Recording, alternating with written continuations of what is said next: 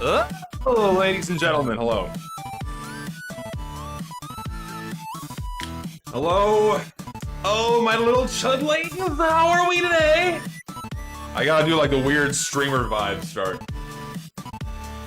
You know, like how like the VTubers and shit do it. They get all like overly excited and shit. Hello, my chudlings, how are we today? Oh, everyone's doing great. Yes, yes, doing great. I'm peeking the shit out of my mic. Hold on, let me like readjust the position so I'm not like destroying it with my voice. Hello. That's all I got. Ready for some takes that are thermally. There's no real takes in this video. Truth be told, it's just a simple follow-up to my first one. So don't expect anything spicy, at least not yet. Not yet. Potential. The next big video I have planned, that one is gonna make that's gonna make some heads roll. It's gonna make some heads turn. Yeah, it'll be interesting. But that one's a little ways off. Don't worry. You're not gonna get a 1-2 punch from me like that. Nothing in extreme rapid succession. Also, hello, it's Friday. How are we today? It's Friday. You've made it to the end of the week. A lot of you guys are out of school now. A lot of you guys who are in college. A lot of you guys are probably in high school. I'm assuming some of y'all are like that young. But you made it. Another year done. Success. Or if you're you know in the working class, you've made it to the end of the week. Success. Unless you work weekends, you get overtime pay. So, you know, you gotta go to work tomorrow. I feel you, man. I feel you. My weekend's gonna be a very busy one because I'm gonna be moving out of my apartment, and that is always fun. Always an exciting and fun thing to do. It's gonna be fucking sweltering hot. Get some music out going on here. Some decent background stuff going. I think that's decently volumed. Should suffice. I worked this afternoon. I can't stay in the stream. No fair. Well, don't worry. The video is gonna go live pretty much after we're done watching it here. I'm gonna throw it out there in the open. Uploaded a TF2 video today, but have just been playing video games all day. I mean, yeah. I mean, if you say you want to chill out on what I assume is your day off, then you're doing good. Working at Chipotle. Oh man, I feel bad for anyone who works in food service. That's fucking brutal, man. I moved this weekend. God, that exhausted me for days. Moving to a place on the 4th floor with no elevator sucks as fuck. Yep, I live on the 2nd floor of my apartment complex, and I gotta move a lot of furniture down some stairs come Sunday. That is gonna be a very fun and enjoyable experience, and I mean that in the most sarcastic way possible.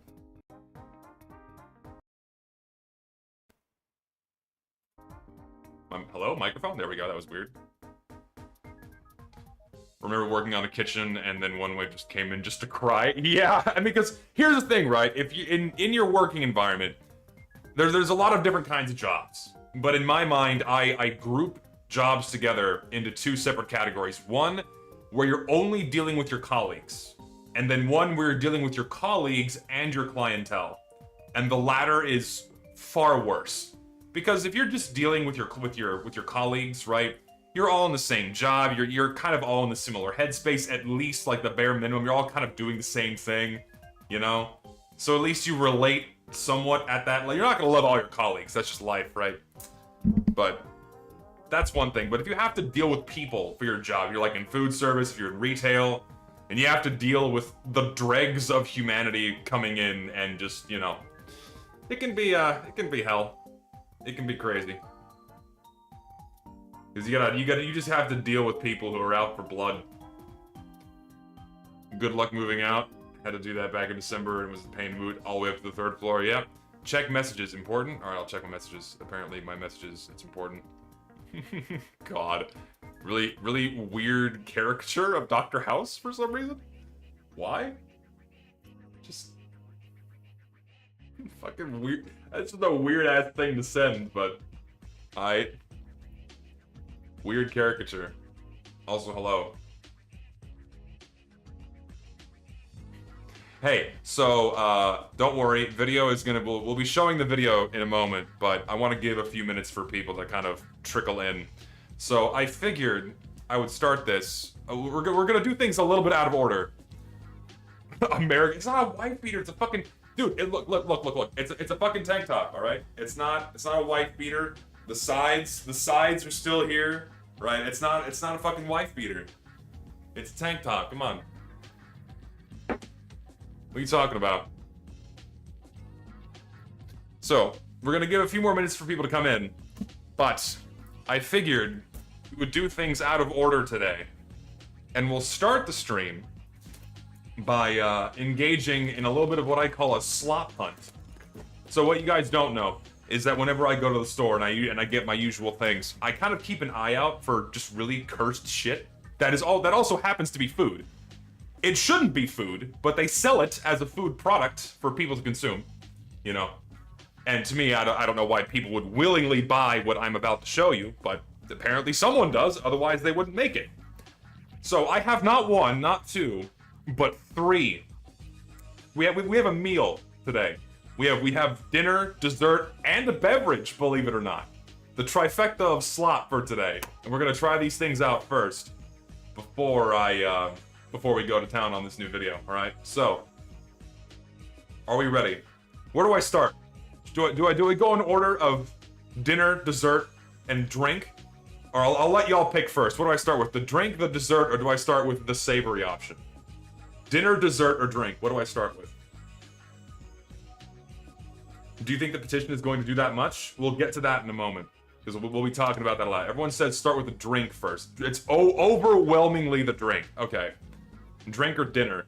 Well, it kind of makes sense. I should probably prep the drink first before I eat anything, because I need something to wash it down, right? So this is the first item on our list here. We have Starburst singles drink mix, but look, no sugar. No sugar, guys. Starburst blue raspberry drink mix. Can you believe this is a thing? They had other flavors. Believe it or not. Like, I figured I want the blue flavor because I like the blue flavor. But yeah, like, if you've seen, like, the little drink packets they sell that you pour into a bottle of water, that's what this is. And so you get these little tubes, right? You get the little powder packet. Don't snort it. Or, you know, not like a pixie stick and just eat it. And what you do is you mix it into a bottle of water. And what I find funny is because we use American units, right? We use Freedom units over here. It explicitly says on the box, and I noticed this, because they need to include instructions on how to prep this, because if a Neanderthal buys it and they improperly prepare it, they can give themselves cancer or, like, God forbid, injure themselves, and then they can sue, like, Nabisco or whoever makes this, right? American, you know, safety policies and what have you. Safety first, don't forget. But I love explicitly on this package, it says, mix with exactly 16.9 fluid ounces of water. That's what it recommends. Exactly 16.9 fluid ounces, because a standard water bottle size is 500 milliliters, right? And that makes sense. Mathematically makes sense. It's a good, clean, round number. Units of 10. But of course, in fluid ounces, it's 16.9. And that's the direct conversion, so we have to use those units, okay? So, also, Lowe's drinking water for any small town Americans here. And so, we're gonna prep the drink. Get this going first. Is there a tear notch on this? I hope so. Yeah, here we go. Before I pour it in, we're gonna give it a whiff. We're gonna give it a little. Can I fucking open this place? Hold on. I have scissors somewhere if this is not gonna tear. I don't want this just to fucking go everywhere. Lowe's is a department store. For in America, it's like a small kind of grocery store chain. I have, like, where's my knife? Hold on. Fucking just rip this shit open. Hello? There we go. Okay, that did not open in a way that's gonna be easy to pour, but that will have to do. We got a smell. Whoa, that's acrid. Damn. Well, I smell the blue raspberry. I smell the blue raspberry. We're gonna... I'm doing whippets. No, I'm not. We're gonna get that in there. Hello? You could... Come on, man. Don't do this to me. Where is it? Oh, there's the powder. Oh god, half of it just went on my desk. Whoa. That is very blue. That is very blue. Just get that in there. Damn. Half of it ended up just on the bottle and on my desk. Peak Americana right here. Oh god, it's so blue. Man, this reminds me. Funny story, by the way. So, there was I went to a birthday party for like a second cousin or something like that. He was turning 5 years old, something like that. And for anyone who lives in San Antonio, there is a restaurant called the Magic Time Machine. Don't go there, it's fucking terrible. But the idea of this restaurant is that all of the waitress, the waiting staff are wearing costumes. You have like Spider-Man and Elsa and a bunch of movie characters. Elvis is roaming around, what have you. And so we were being personally served by Spider-Man. And for whatever reason, they have a drink on the menu specifically for kids. And what it is, it's like a mug of Sprite. So already a lot of sugar, and sugar and 5-year-olds don't mix. And so they bring out a mug of Sprite, but they drop in this blue Alka-Seltzer-like tablet.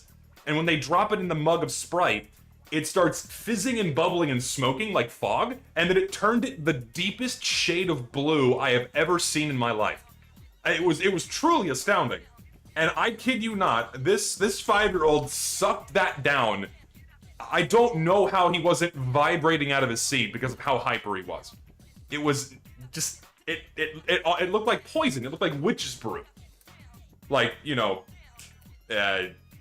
help me, like Sleeping Beauty witch's brew is what it looked like. Except it was like a really deep shade of blue.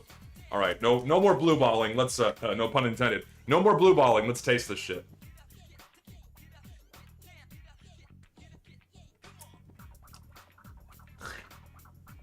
Where's my chat? Is my chat here?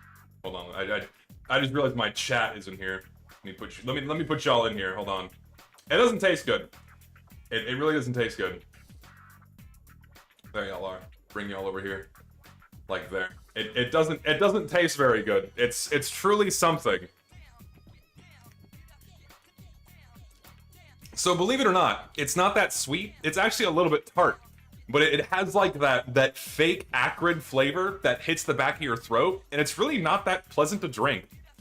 Like, it has you get the nice fake blue raspberry flavor. No, I did mix it. I shook the hell out of it. I shook the bottle. You know, I'll shake it more, but it's not gonna make a difference.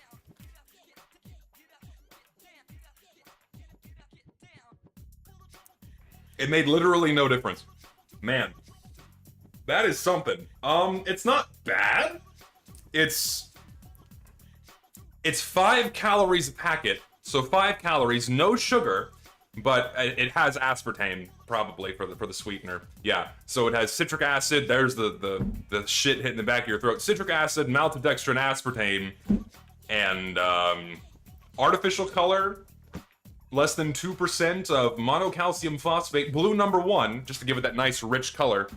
Peak slop. It's not going to kill you immediately, but I don't recommend drinking this every day. And just pure chemicals, and it excites the neurons. It gets the synapses firing, making you think you're drinking something that you should be. Did it make my teeth blue? It did. Oh my god! I took 3 sips of this, and my lips are blue. What the fuck? You gotta be kidding me! 0% sugar, 100% healthy. Yes, sir. Speaking of sugar. We have dessert, but we'll save that in a moment. But we have the next item. We're moving on to dinner, our savory element here. We have Takis Dragon Sweet Chili. This is the second appearance that Takis have made on this channel. We've done the blue heat flavor before. Actually, it would have been more appropriate if I had the blue Takis with the blue drink, but sadly not. So we found these. Dragon Sweet Chili Takis. For those of you that don't know what these are, they're like rolled corn chips, and they're very strong flavor. Very strong flavor. But this one is, you know, Asian inspired. We're gonna give this a whiff here.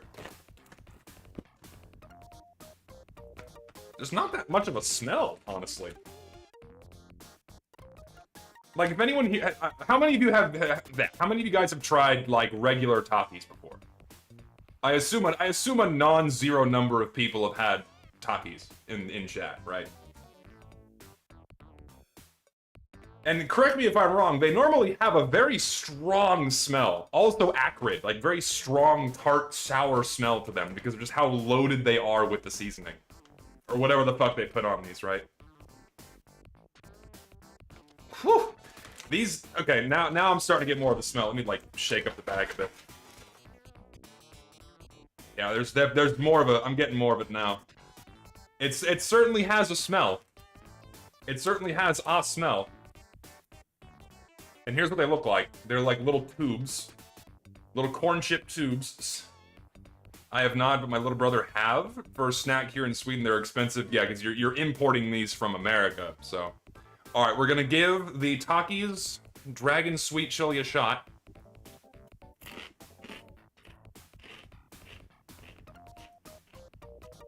Wow, these are actually really good.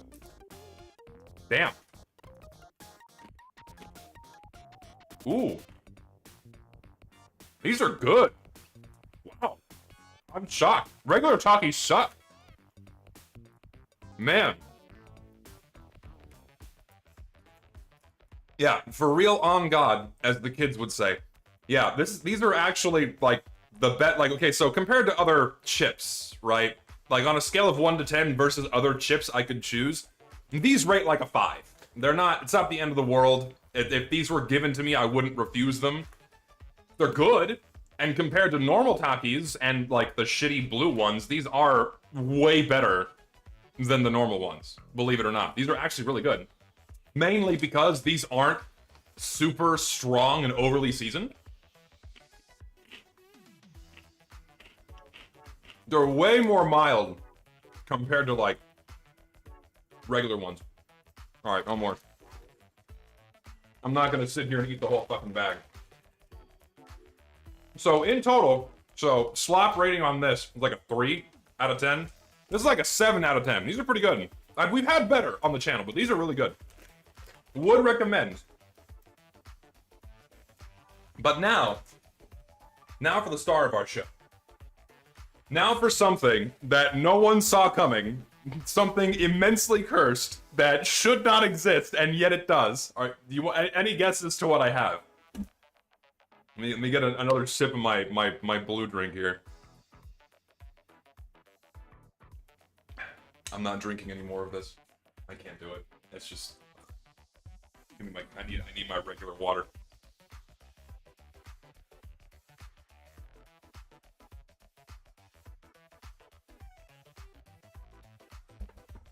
I can't believe it. Someone actually got it in the chat. Someone actually said it. Sour Patch Kid Oreos. Look at these things. Why? Why do they exist? Can you fucking believe this? This is a real food item. And someone guessed it. Someone guessed it. I'm in disbelief. Did you, like, read my mind? Did I, like, say this somewhere and I don't remember it? Unreal. Spray my crumbs away here. Fucking Sour Patch Kid Oreos. Like they have a ton of Oreo flavors, right? There's a bunch of these exist. They have, like, caramel and coffee and mint and peanut butter and double stuffed Wonderfuck Oreos, you know? But Sour Patch Kids and Oreos are the polar opposite of a match made in heaven. They're a match made in hell. They're a match made in the deepest bowels of hell. It makes no sense.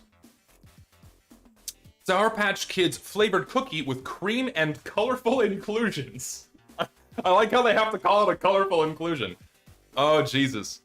Enlarged to show... I'm just kind of scared to try these a little. I mean, I'm like... Curiosity's gonna win me over here, because I have to know. How much red... Oh, yeah, let's get the ingredients. So, by the way, made ingredients on the Takis. We'll go through these real quick.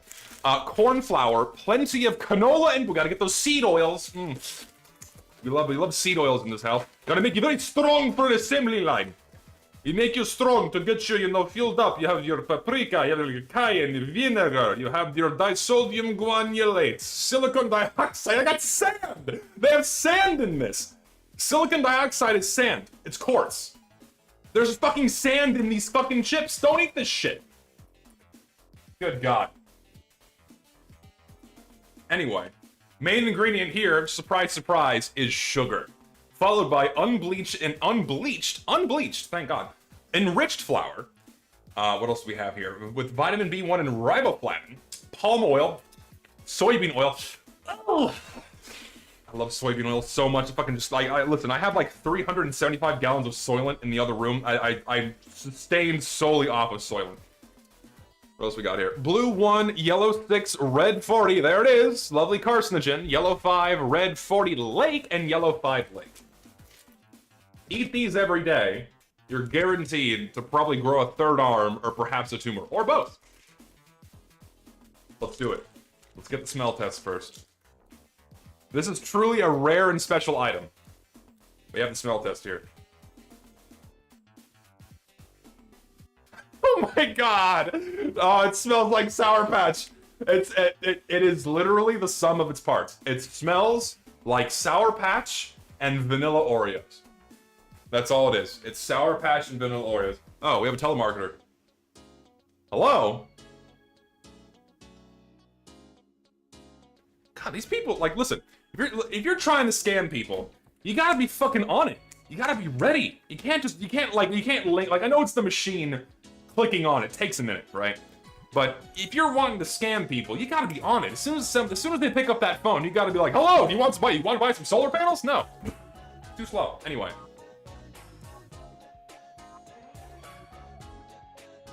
You got the colored bits in there. Little color inclusions, as it says on the package. This is truly something. It genuinely smells like Sour Patch and Oreos. Not some unique thing, just the sum of its parts. Yeah, it's my microplastics. Yeah, I'm getting my dose of microplastics. It's how I get the color in these.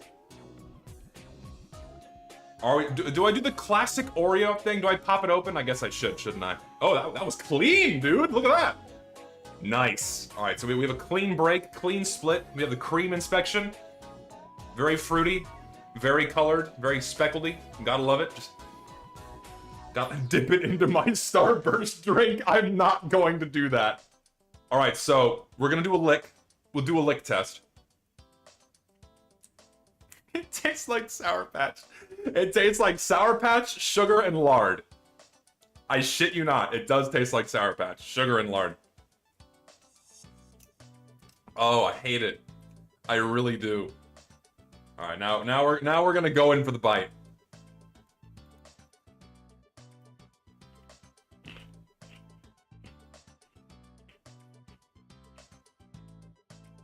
It's so wrong. Everything about this is wrong. Oh my god. Then people say we only shit on workshoppers here. True. Well, dare I say, it's actually not bad. Is it better than a regular Oreo? No. Would I buy these over a regular Oreo? No. Do they taste good? They kind of do. I'm only eating one though. I'm only, like, honestly, I mean, the Takis are the winner. Like the clear winner today are the Takis. And these are like easily the 7 out of 10. These are like a 5 or a 6. You know what it does? It has like a very, it's mostly fruity, right? It's like creamy and fruity, and that works for a cookie. But it unfortunately has just a very subtle hint of the sourness, and that kind of tastes like shit. And I don't like that. It tastes kind of strange. It's like a slightly sour aftertaste, and personally, I don't like that. If the sourness wasn't there, it would be higher. But like, I don't want to eat a sour cookie. That just doesn't seem right to me.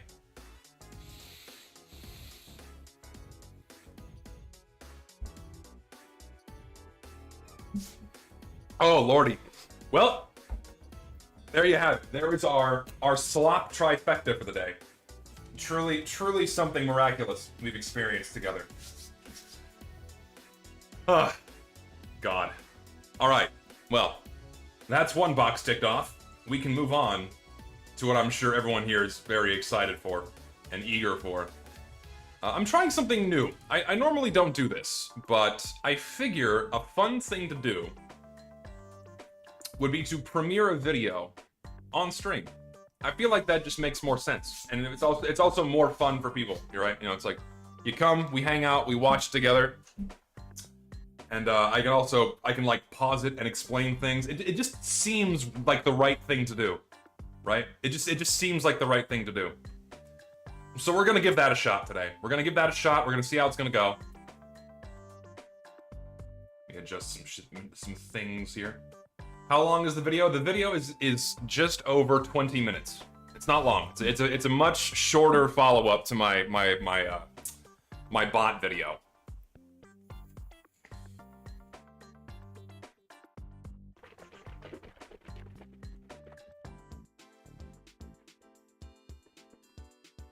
All of these foods, by the way, you know, and this is something that you observe. If you're eating fresh food, fruits, vegetables, meats, rice, even fresh from scratch baked goods, right? Like cookies and cake, things like that. The difference between real food and fake food is that it doesn't stick in your teeth. It doesn't get up in between like the grooves of your molars and stays there. Real food doesn't do that. All of these bioengineered fake foods are specifically designed to do that, so you keep tasting them after you finish chewing, and it makes you want to eat more. Real food doesn't do that. So, I'm not kidding. It literally says on the box, it says bioengineered. I'm not kidding. On the Starburst, it says bioengineered. I didn't pull that out of my ass, by the way. This is like a self-report. This is a self-report from the fucking food companies. Hello? The bioengineered food item. It's not real. Is it on this one? It has to be on this one too, isn't it? Let me see.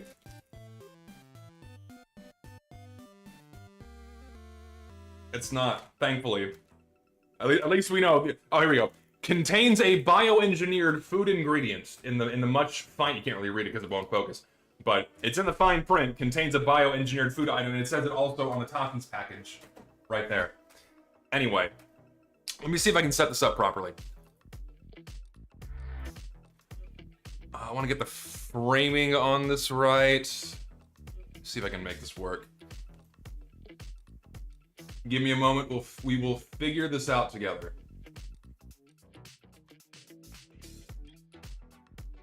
I have to like manhandle this to fit. I can fit you there. Bring you up. How far over do I need to bring you? To like right there? That should work, I think. It might be hard to see or read some of the text that comes along, but that's why we're doing it this way, where I can pause things. Better yet, let me just do this. Let me just do this. This just makes more sense.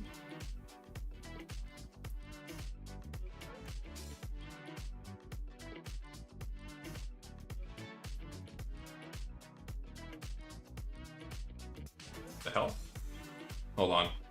Added the wrong one. Browser. There you are. And I will hide my face, because you don't need to see my face when I'm talking. So we will hide me. We'll have you guys here. Let's pause the music. Are we ready? Are we ready for the premiere of my next video? Sound off if you're ready, in the lovely quote of the soldier.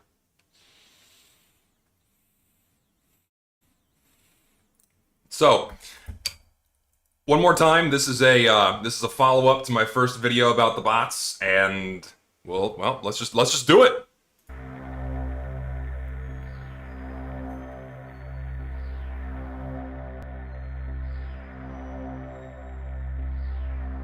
If you've played Team Fortress 2 within the last, I don't know, 5 to 6 years, this is gonna be a familiar sight. Cheater bots. They're a problem, Valve does nothing, it sucks. In my previous video, I analyzed TF2's daily player counts and presented solid evidence that about 70% of TF2's player count, as reported by Steam, at minimum, are bots. But not cheater bots, like those you see in-game, but farms of bots idling for TF2's free item drops. The difference between idle bots and cheater bots is that idlers are largely imperceptible, Cheater bots actively disrupt the game, so, you see them, you feel them. But you never see idle bots, let alone entire networks of them, called botnets. Those tens of thousands of bots only exist as a number to you. And the biggest shortcoming from my previous video was that I did not provide concrete proof of their existence, only statistical evidence. I now have that proof. Yeah, it's a cold start to a video, but let's begin.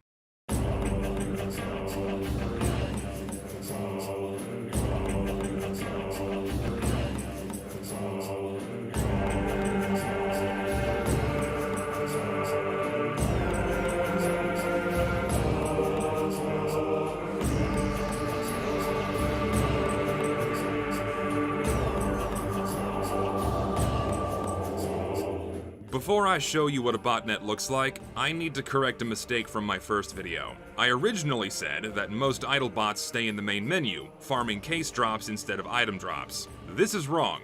Cases are not the primary target for idle bots. They're actually more of a byproduct. This is because idle bots do idle inside of game servers, receiving normal weapon drops, item drops, cosmetic drops, and of course, cases. But we never come across these bots in-game. The reason for that is because TF2 players don't need to be inside official Valve servers to receive item drops. Unlike Counter-Strike players, you only need to be inside of a VAC-secured server. So, all bot hosters need to do is fire up some VAC-secured private servers and then set their bots out to idle. Given that TF2 can still run in text mode, this is how we have tens. So, first thing I want to pause on, because there is going to be text on the screen, and I know people, you can't pause the stream, or you can pause the stream, but then you'll fall behind. So, first thing, a vast majority of the bots that are idling for TF2 items are running inside of text mode. And what this means is that you're just running the game purely on its code, and you're directly interfacing with the engine. So the game isn't needing to render any graphics, and all you need to do is run a whole bunch of instances of TF2 inside of virtual machines, and that's how you can have massive farms of bots. So, yeah, text mode got patched, quote-unquote, but that doesn't mean you can't run a cracked version of the game and still run it in text mode. Like, these are people who have obviously found a way to work this around. So, it's happening. Of thousands of idlers, circumventing all of the restrictions Valve placed on idling many years ago, simply by their sheer numbers. These private servers don't show up in the server browser, but the bots inside of them still contribute towards the player count on Steam, because they're recognized as being online. These bots are not, however, recorded by websites like teamwork.tf, because this website cannot see accounts inside of private servers. Ergo, they're not accounted for in daily server activity. Oh, Vampire! So does this mean no! that my previous video's estimate on the number of bots is incorrect? Well, no, because the number of humans inside of private servers is likely near zero. Unless there's some underground hidden society of TF2 players with secret servers, there's no widespread reason why any community servers, let alone real players, would need to be private. Alright, that clarification aside, on to my biggest shortcoming. I did not provide tangible proof of the existence of idle bots, let alone entire botnets. As I was making my first video, I didn't know how to prove it. Now I do. So let's go fishing.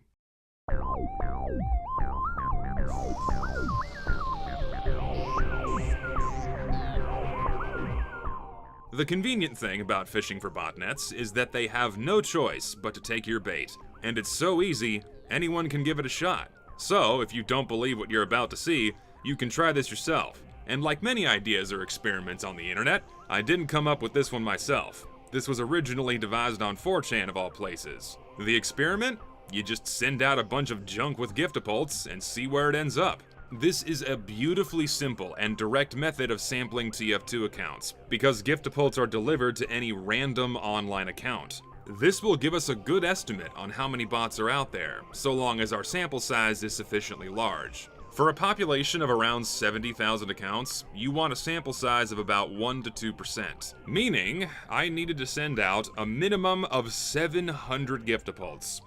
I sent out 1,402, a sample size of just over 2%, which is more than sufficient. This was about a 12-hour ordeal of gathering the giftapults, the junk items, wrapping them up, and then sending them out. And by the end of a few afternoons, I was done. Sadly, a username isn't enough to determine whether or not someone's a bot. Thankfully, unbeknownst to me before making this video, Steam keeps track of your inventory history. Every single change to your inventory is logged, so if you send out giftapults, it links every account that receives one. So, I manually scrubbed through all 1,402 accounts to check whether or not each one was a bot. Yeah, I logged their Steam IDs, the account creation dates, and their names. It took me 5 fucking days, but it was worth it because I found some wild shit. Before I show you, you might be asking yourself, how do you know if someone's a bot? I'll give you an example in a moment because they stick out like a sore thumb, but first, as I was going through the accounts, I set 2 ground rules. First rule, if an account was set to private, or if their inventory was private, I automatically mark that as a human. It makes no sense to private bot inventories, namely because other bots and their owners need to see when they can trade with each other. Having to manually go into each bot and adjust their privacy settings wastes a lot of time, even when automated. Not to mention, Valve doesn't do anything to stop these bots, so why bother hiding? Additionally, an overwhelming majority of the bots I found were not private in any way, so that backs up my assumptions. Second rule, if an account wasn't set up yet, I automatically mark that as a bot. You'll see why in a moment, but my assumptions were this. Why would someone create a Steam account, and before doing anything else, before changing their name, before uploading a profile picture, anything at all, they immediately dive into TF2? And then stay there for years. That's already suspicious. But of course, a non-zero number of humans do behave this way. Ergo, false positives are inevitable. But rule number 1 likely resulted in some false negatives, and likely balances this out. Those are the caveats to my experiment, but you'll see in just a moment that they're negligible.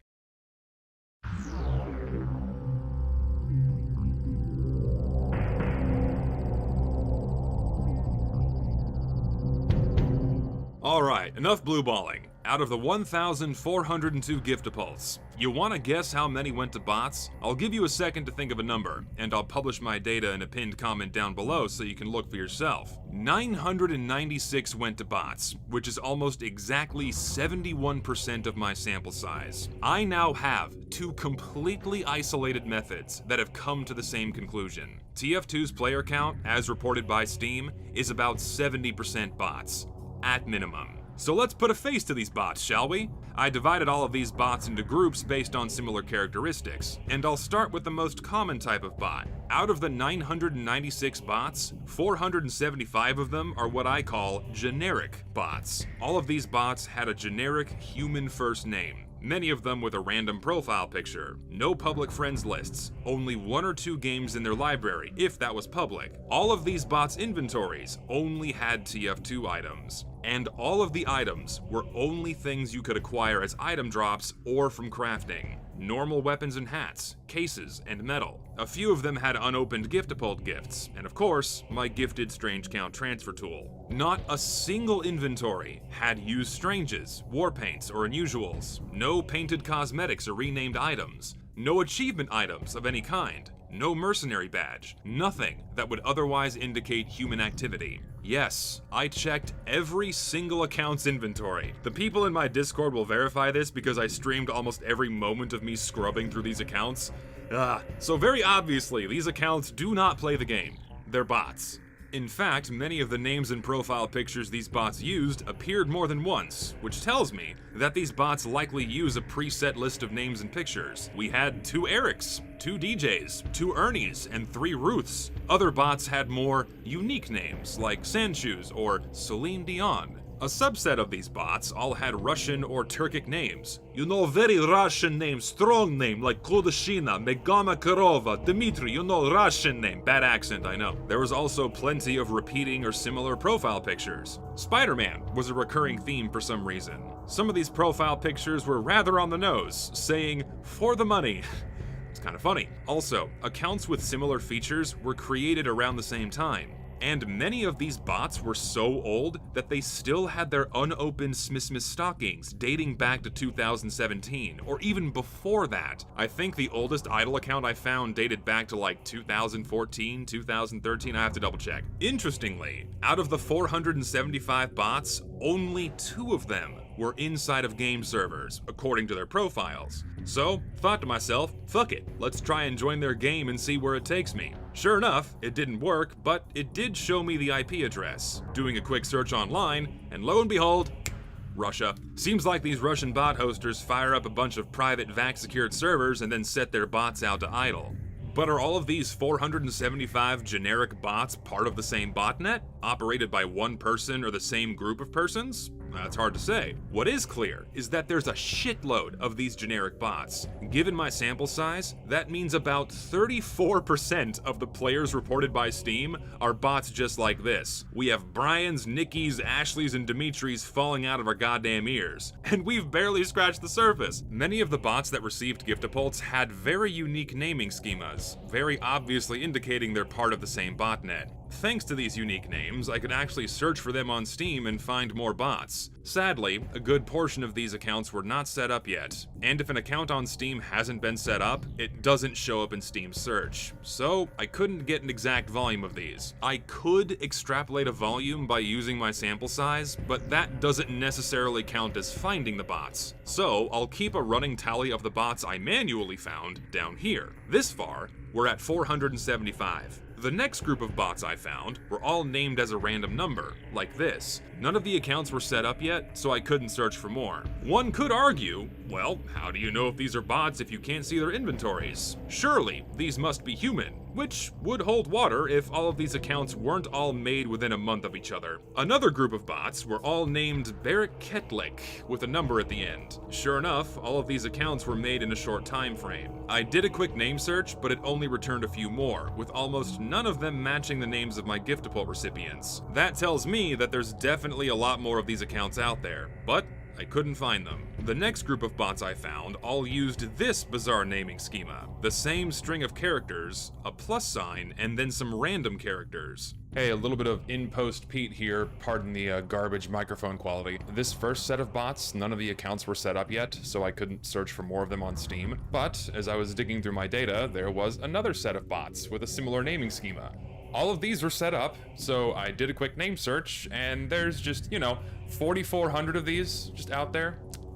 Nice. Here's a very unique group I deemed the NFT bots, because each of them had a profile picture using a variant of the same pixel art, and a random country of residence. Another group of bots were all named Getchigel Gedir, another all named Nat with random numbers, and various other bots with similar names. Again, most of these repeating names didn't have accounts set up yet, so I couldn't find more of them. But now, shit's about to get real. The next group of bots I found had a very interesting naming schema. It actually took me a little while to figure out what this bot hoster was doing. As I was sending out Giftapults, I started spotting bots with Mon2 in their name, and then the next day, I spotted Tutu, and then it hit me. This motherfucker is naming groups of bots after the days of the week. Sunday, Monday, Tuesday, and so on. Mon2 and Tutu are very unique names. So after doing a quick name search on Steam, I found that this bot hoster has 1,000 bots for each day of the week, and 2 sets of 1,000 for Monday and Tuesday for some reason.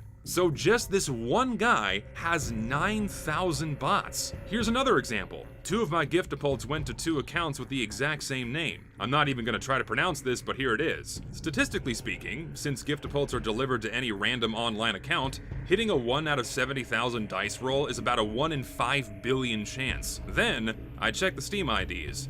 2 separate profiles, both of which were set up. I did a quick name search, over 2,000 accounts all named the same thing. Here's another. All of these bots were named FDDTN with some random numbers. Quick name search, over 4,000 of these bots. Another example. This naming schema uses a random Russian or Turkic name, 3 numbers, and then some random characters. I started noticing that I was hitting duplicates of these, so I name searched each one of them, and sure enough, there's 200 of these bots apiece. And as I was going through this, I found tons of smaller botnets with my wide net. But now, for my biggest catch. Out of the 1,402 Giftapults, a whopping 2 went to accounts with the name of Rolldom. But there was something special about these bots. They had a public friends list. I check out that bot's single friend. Sure enough, it was another bot. I click on that one, and this one has more friends. A lot more friends. But that's where I briefly hit a dead end, until I noticed the name of another bot that received a gift-a-pult. Rubbard.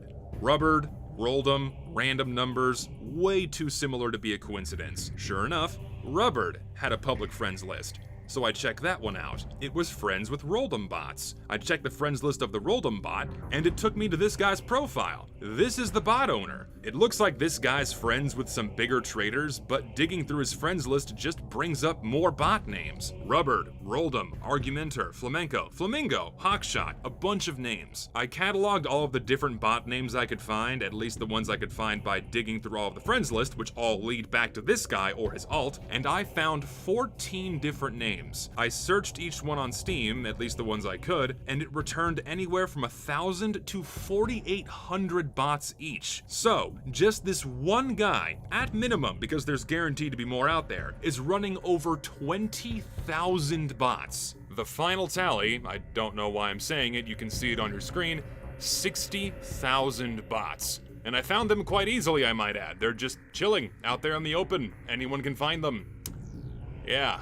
Are all of these bots running at the same time? No, I obviously didn't find all of the bots that are out there, but I consider this definitive proof that giant botnets exist. It's somewhat depressing, but I'm also fairly elated that I found these bots. It's a bit of a relief, because not only does it set my research in stone, but it puts any doubts in my mind to rest. The bots are out there.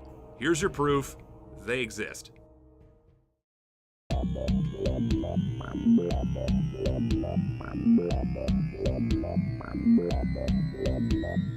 Now, there's likely one more thought lingering in the back of people's minds. How on earth could any of this be profitable? The items these bots are idling for are worth less than a penny apiece. And if you want to trade on Steam at all with any video game, you need to spend at minimum $5 per Steam account. And that's just entry-level costs. What about maintenance? You need electricity, hardware, and the physical space to store it in. How on earth could the return on investment for TF2 idling be even close to positive? Few reasons. First, a US dollar goes a lot further in other countries. This is why we see Venezuelans farming gold in RuneScape. Most TF2 botnets appear to be housed in Russia, where the US dollar is worth a lot more. Second, these aren't law-abiding citizens we're talking about here. Many of the Steam accounts used in botnets reach that $5 minimum by using stolen Steam wallet codes. You know, the physical gift cards you see at department store kiosks. There is a whole business around selling physical gift card codes. Visa gift cards, Subway sandwich gift cards, you name it. While digital gift cards don't unlock Steam accounts, wallet codes from physical gift cards do. So this is a potential method for how massive idle farms pay for unrestricted accounts. Alternatively, many botnets, and also cheating bots, use stolen Steam accounts. There are thousands of phishing scam victims a day on Steam, and there is a whole market around buying and selling stolen Steam accounts. eBay. All you need to do is buy a bunch of stolen accounts in bulk and then put them to work. This is why you sometimes see cheaters or cheating bots with unusuals. They were stolen, not purchased. But we have one more missing piece. Who buys all of these item drops? It certainly isn't individual players seeking out the weapons they don't already own. They're small potatoes. In reality, it's traders. In fact, this is pretty much all verified by a former employee of Manco Store, who got in touch with me. They worked for Manco Store for 3 years, and they would periodically see the same people offloading thousands of item drops for cash. Another very interesting piece of information the Manco employee told me is that some traders buy these item drops in bulk. They buy massive amounts of items using crypto or something like PayPal, and then dump these items onto cash marketplaces. To summarize, I have a little flowchart here. bot farms first generate shitloads of item drops. The hosters themselves sell these on cash marketplaces or sell them in bulk to traders for something like crypto or cash. Then, the traders flip these for a profit on cash marketplaces or blend all of these items down into refined metal. They can either sell this metal or trade it for TF2 keys, which can then be sold for cash or used in other trades. So, you can thank botnets and the traders that tap into them for massively inflating the price of keys over the years. So there you have it. I think that pretty much covers everything I missed in my first video.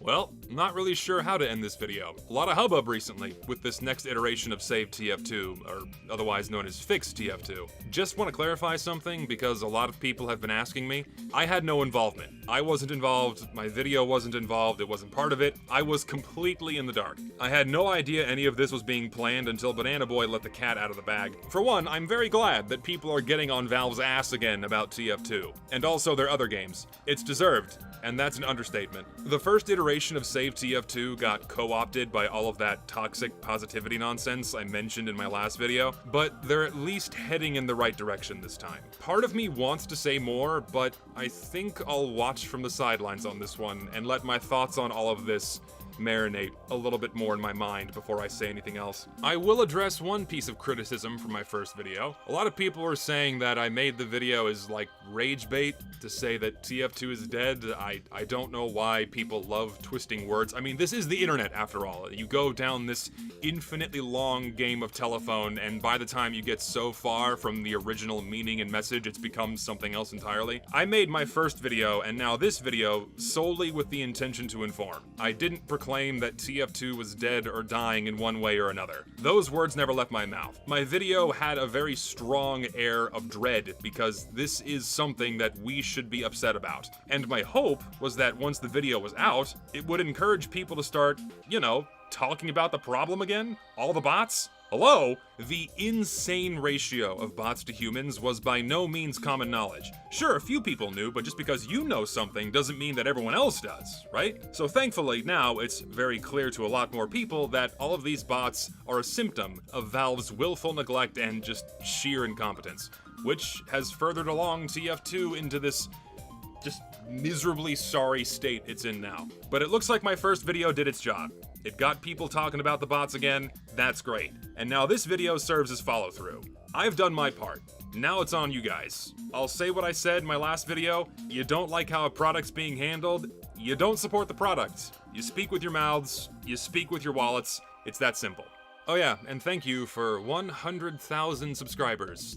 I think it's pretty cool. I understand it's a very niche internet micro-celebrity thing, and personally, it kind of drives me up a wall whenever I see a lot of self-filleting videos, you know, like the YouTuber jerking themselves off. Like, oh, look at me, I have all these followers now. It's like, it wasn't me doing it, it's you guys. You're the subscribers, you're the ones that watch my videos, so really it's all thanks to you. I didn't do this. For some reason, this many people simply enjoy watching what I throw out on the internet, either because I think it's fun or because I think it's something important to talk about. Pretty much all about TF2. It's a low bar to meet because, you know, you could make a garbage TF2 video with a gambling sponsor in the front of it and it's gonna get like 50,000 views in an hour, but it's still cool. And I can't thank you guys enough, so I really appreciate it. Thank you again for all your support, especially to my patrons. You guys really make these videos happen because I don't take sponsors. I don't like taking sponsorships from things I don't personally use. I think it's scummy, I think it's shitty, and it's disingenuous, and I've only ever been genuine with everyone on this channel, and I will continue to do that. Really appreciate it, and yeah, see you next time. Okay, there you go. There is your early sneak peek preview. It's gonna be released later today. So, yeah, there's the follow-up video. I understand it's kind of a lot to digest, and so here's the thing. I could have gone into every single individual account, every single individual botnet that I found, but then it would just be an hour-long video of me kind of scrubbing through individual Steam accounts, and that would be incredibly boring and no one would watch it. So I just hit the highlights.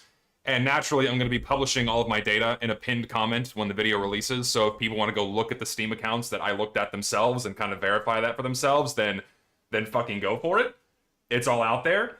You want to try this yourself? Just get a gift pulse. Get a 1 cent item and then send it out yourself. It's probably going to go to a bot. Yeah. So yeah, and yeah, one guy had at minimum about 20,000 bots, which is pretty fucking crazy. That's probably the one of the largest ones out there. I don't know if there's others. I couldn't find more. It's just by nature of who got my gift-a-pults and who didn't.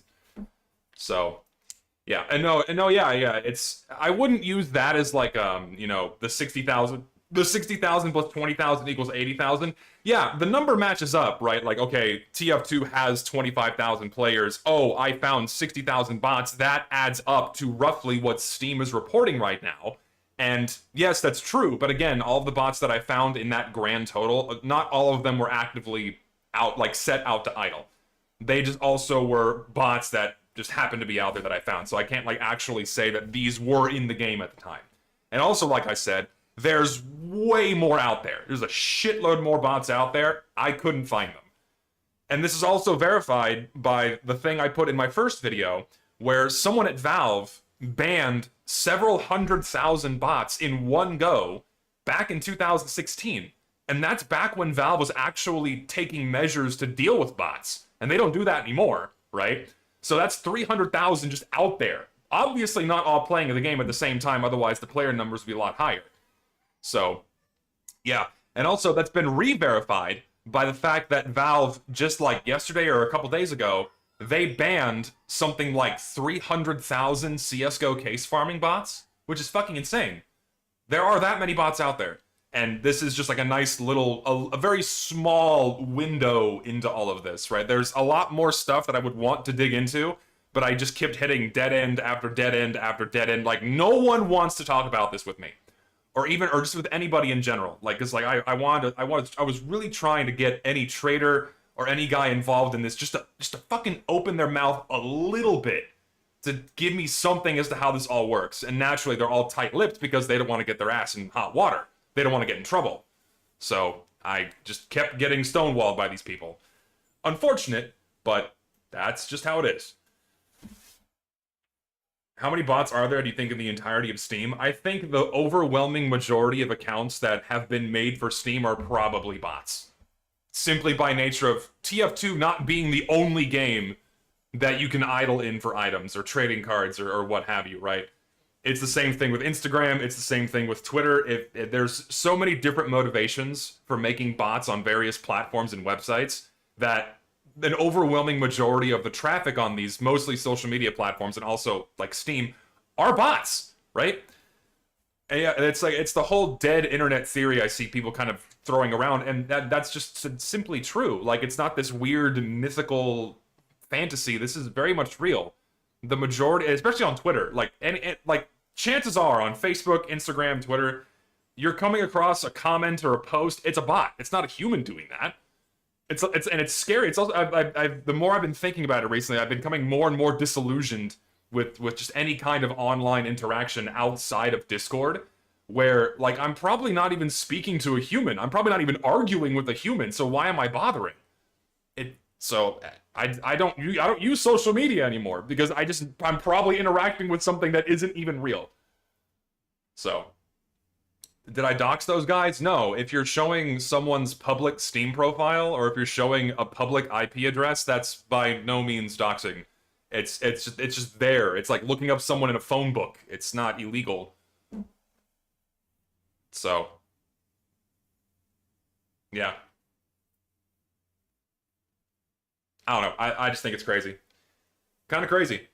What can Valve do about this? I don't know. I mean, if me, Mr. Joe fucking Schmo, with no experience in any kind of back-end coding for this kind of a web service, can just find these bots over the course of 2 weeks, imagine professionals trained in this and what they can do to find all of these bots and get rid of them. Like, if I can do it this easily, surely they have other methods that help them find them a lot faster, right? Because I'm just some random guy that was able to do this with literal... So yeah, bring my music back down a bit.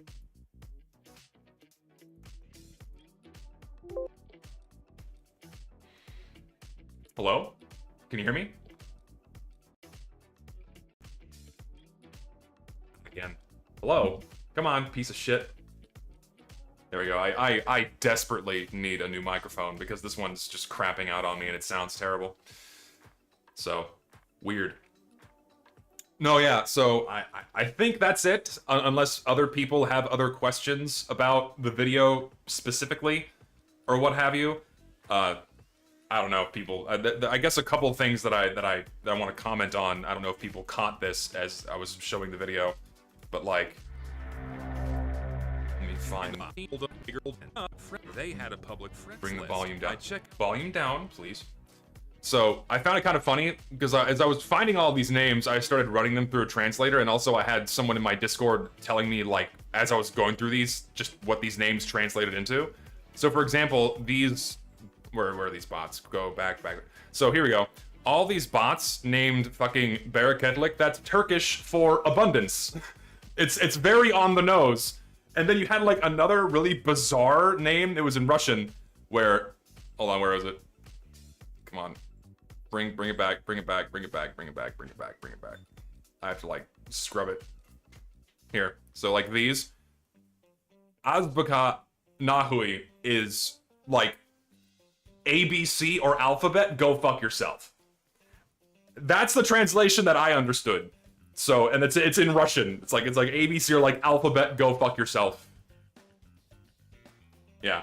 I'm Turkish and botnets here make sense because the country has been suffering from inflation for years. No, yeah, and obviously like a US dollar is gonna go a lot further in Turkey than it is here. So like what, so like people are kind of questioning like how much do you earn from these, right? It's not a lot of money. You would need to sell tens of thousands of individual item drops in order to like make back hundreds of dollars, right? Like not just knock off 2 zeros, right? You start off with, you're selling them for pennies a piece. And sure, $100 here, like $100 in America won't buy you a fucking box of Cracker Jacks anymore. But over in Turkey, that's like a month's worth of rent. It's a lot more money there than it is here. So it's very much profitable for them to do this in other countries that aren't, you know, the West. So. Like, for example, if I'm remembering correctly, like, annual income in Russia in US dollars is only like 14,000 on average. 14,000 US dollars. So, whereas in America, average income is like 2 or 3 times that. Something to that effect. So, it's very much worth it to do this kind of thing in those places than here.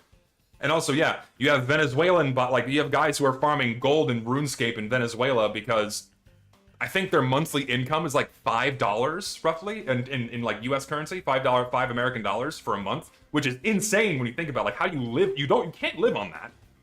And so what they do is they farm gold in RuneScape and then they sell that for money.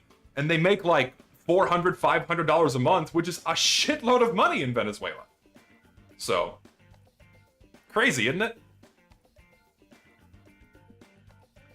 And so, like, on one hand, you have people who are kind of doing this out of necessity, like the Venezuelans doing it. They're very much doing it out of Venezuela, or out of necessity, because they're just, their economy is fucked, and they need to find means to sustain themselves, and that's fine. And ultimately, like, how do I say this without, like, getting my ass in hot water? Like, are idle farms a problem? Yes. Are they a bad thing? Technically. Is it morally correct to do it? No. But do I blame them for doing it? No, because they're ultimately exploiting holes in Valve's system that they themselves can plug, but they willingly choose not to?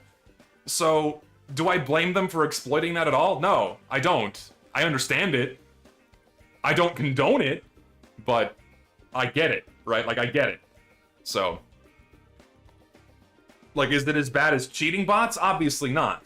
Like, because these bots don't actively disrupt the game. Yeah, the inflation of keys does suck, but they're not actively disrupting the game. Whereas, say, in Counter-Strike, for example, in Counter-Strike, because you actually need to be inside of Valve servers to get case drops, you know, because you have to level up to get a case drop, those actively boot people out of game servers, so idlers are a much bigger problem in Counter-Strike. Valve ultimately doesn't care about the generation of more items because it just fuels their economy. The only reason why they're addressing it is because all of these bots are filling up game servers that humans also play in, and they're being kicked out. So that's why they're taking action. ultimately, more cases on the market does lower the price a little bit, but that just encourages more gambling and more mass case openings. And that just means more key sales for Valve. The only amount of money that they get from cases is how many are ever sold on, say, the community market, which is a good chunk, but to be fair, I would say a significant portion of the economy for CS happens on third-party websites nowadays, and not just through Steam. Naturally, Valve only cares about the key sales, because that's where they get their billions of dollars. Also, I missed a couple of donations here, sorry. I don't want to read that aloud. That right there is why, as I am working on getting a dumb phone set up, as I am watching this, the net has become polluted and completely destroyed by corpos and scammers, no point in being online a lot. I completely agree. For all you know, I could be a bot. I could be fully AI generated right now. You'd have no idea. Because we're not in the same room with each other. For all you know, I could be a robot. So I am an AI. Reacting live to you right now. Deep fake, good god. Oh, lordy.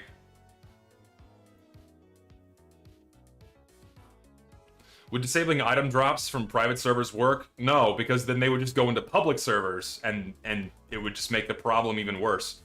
Because if they can't do it inside of private servers, they're just going to go where humans play, and it would genuinely become a problem that impacts gameplay, so...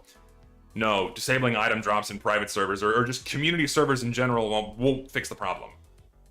So, if anything, it's a better situation than Counter-Strike, because again, these bots don't impact the gameplay unlike they do in Counter-Strike, because they have to be in Valve servers to get case drops. Yeah, like certain game modes in Counter-Strike are just unplayable because they're filled with idle bots. What about fixing text mode? That would require Valve to do something that resembles an anti-cheat, because these guys are using cracked versions of the game, not just the vanilla game, to run the game in text mode.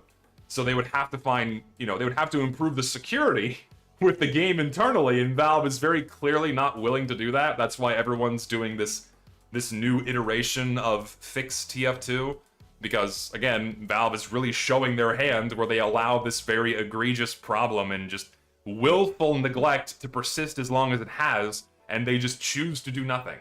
So, it's bullshit. That's why people are talking about it.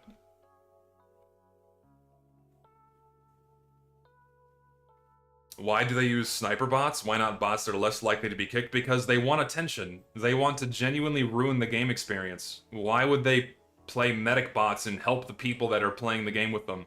They want to be as aggravating and annoying as possible, because the people who are running these bots are mentally ill. And they thirst for your attention. They crave it. It's all they think about 24/7.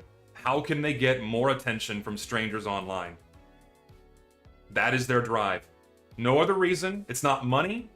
It's not some weird sense of like, oh, we're forcing Valve to fix the game, so we're gonna bot the game until they fix it. No. They just want attention. They are mentally ill. They're like, bot hosting discords are public. They're not hard to find.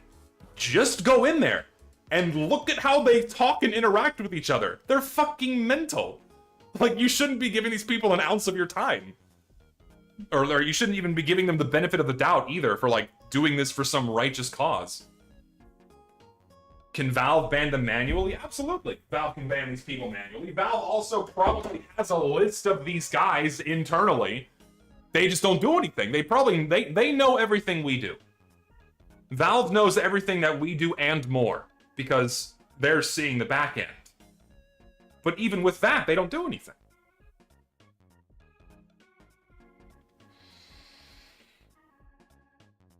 How does it feel that you just paid some Turkish guys rent for the month with my giftapults? Well, they didn't all go to the same guy, and ultimately I did. So, a vast majority of the giftapults and the strange count transfer tools I sent out, those were donated. So thank you to everyone that sent me those. It greatly expedited the process, so I didn't have to like keep cleaning out like, you know, third-party marketplaces for giftapults and strange count transfer tools. So thanks, guys. I appreciate that.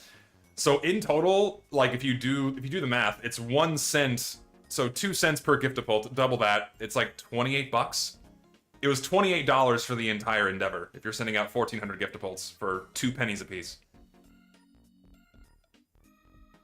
Find it weird though that in my brief exchange with bot hosters, they were weirdly civil. They're civil until they're not. Because I've had the exact same experience where they put on airs and they present themselves as very cordial, and then on the turn of a fucking dime, they just go schizo at you. I've experienced that countless times. Because back in the day, years ago, when these guys would actively go out of their way to stream snipe me, because I was, you know, less experienced and more reactive to them doing this, and so they could actually get something out of it, they would actively try and get inside of my Discord, and they would try to start shit, and they're fucking unhinged, man. Like, they're not well. They're not well. They genuinely need professional help, because someone touched them when they were young.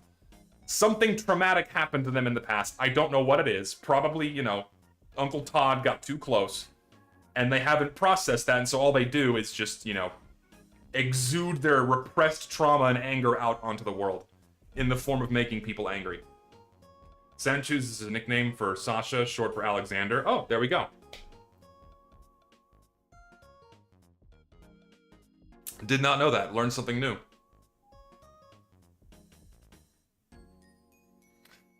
What do you think about the illegal things the bot hosters have done? Well, it's bad. Are they going to face the consequences? No. Of course not, because Valve's not going to ban them. That's the joy of that. That's the only bad thing about internet anonymity, is that people aren't held accountable for being an asshole or doing something illegal. Unless people go out of the way to find the person who did said illegal thing, and then, of course, you know, go through the legal processes in their country of residence to deal with it as they see fit. So, is anything going to happen to them? No. Should they be held accountable? Yes. Will they? No. Because Valve's not going to do shit. I don't think they will anyway. Like, and then don't get me wrong, like, I think it's great. I think it's great that they're doing another round of Save TF2, Fix TF2. I think it's good. Absolutely do this. You lose nothing by getting on Valve's ass. It's completely warranted. Do it. Is it going to do anything? No. I really don't think it is. Like, I've become, over the past week, I've just become increasingly disillusioned with everything people are doing. Because, once again, it's focused on social media. It's on Twitter, it's on YouTube, and these things are great for getting people informed, and then hopefully come the big day, which is Monday of next week, and maybe it'll get a lot of people on board and talking about it, and it's going to explode into the mainstream again. I don't know. But the problem is that when everything is isolated on social media, you're not taking it to Valve's doorstep, so it can be completely ignored. That's why what you should be doing is not spending money on the game. You should be leaving a negative review on Steam, because that's putting egg on their face. Because that's all you can do, and short of going to Valve, which I don't recommend you do. And I have to say that, because if I don't say that, then of course, like, Zesty's telling people to go to Valve! No, he's telling them to, like, firebomb Valve! No, I'm not saying that.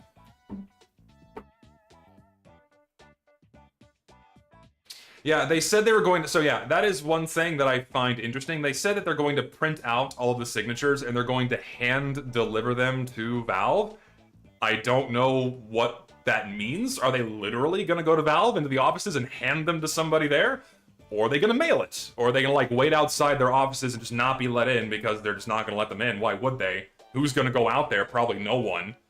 Who knows? Could be wrong. Hopefully, but even then, what they'll do is they'll take that stack of paper and then dump it in the recycle bin. Because it's going to make them look bad for about a week, 2 weeks at most, and then people are going to go about their business. Because what's going to happen is people are not going to keep the pressure on Valve, because the pressure just isn't there with TF2 alone. And I think that's something that, like, and seeing more of this now, the angle that this should have taken is they really should have made this a Valve problem and not a TF2 problem. Because very obviously, the willful neglect of their games is now a very, very evident issue with Valve as a whole. Not just with TF2, but with Counter-Strike, but with Left 4 Dead, etc. They're just not willing to keep their currently offered live service titles in a good state. And so all they're doing is now funneling the money they make from those games over into Slop, which we know is going to be it's got a bomb on release. At least I think it is. And they're just letting they're leaving these games to rot. And TF2 doesn't have enough punch, right? Like you can do the right thing, but there's not enough punch. There's not enough people. You're not going to hit Valve where it hurts enough, and you need more people.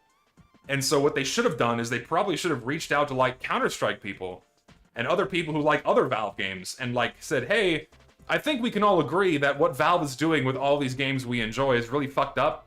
Maybe we should make this a bigger Valve issue instead of just TF2. So I think that would have had a much bigger impact. Maybe it'll explode into that. Come Monday, maybe like Counter-Strike people will see that and go, oh yeah, this is a problem. Let's jump on this bandwagon too, because hey, it's not just TF2, it's also Counter-Strike. I think it should be done after fix TF2. The problem is, like, I think the wind is already out of the sails. The wind's already out of the sails because of like the petition fuck up with the emails not being sent out. And this is something that they couldn't have predicted. Like, how are they going to know that Google was going to rate limit the amount of emails they can send out? They had no idea this was going to happen. But unfortunately, it's just been like, it's been visually a trickle of support, when in reality, there's a lot more backing to this than was initially thought. And so now that they fix these issues and like the numbers getting to where it needs to be, which is good, the problem is like, it's really demotivated a lot of people, and now it's like, well, what's the fucking point? I think that's been a big problem so far. And also, it seems like a lot of people are jumping the gun. I thought this was all meant to be on the same day, not like over the course of a week. But it seems like it's very haphazard. It's kind of all over the place. It doesn't really seem coordinated, which is unsurprising to me, because correct me if I'm wrong, I likely will be corrected on this, but I don't think Fix TF2 was a thing until after my video came out.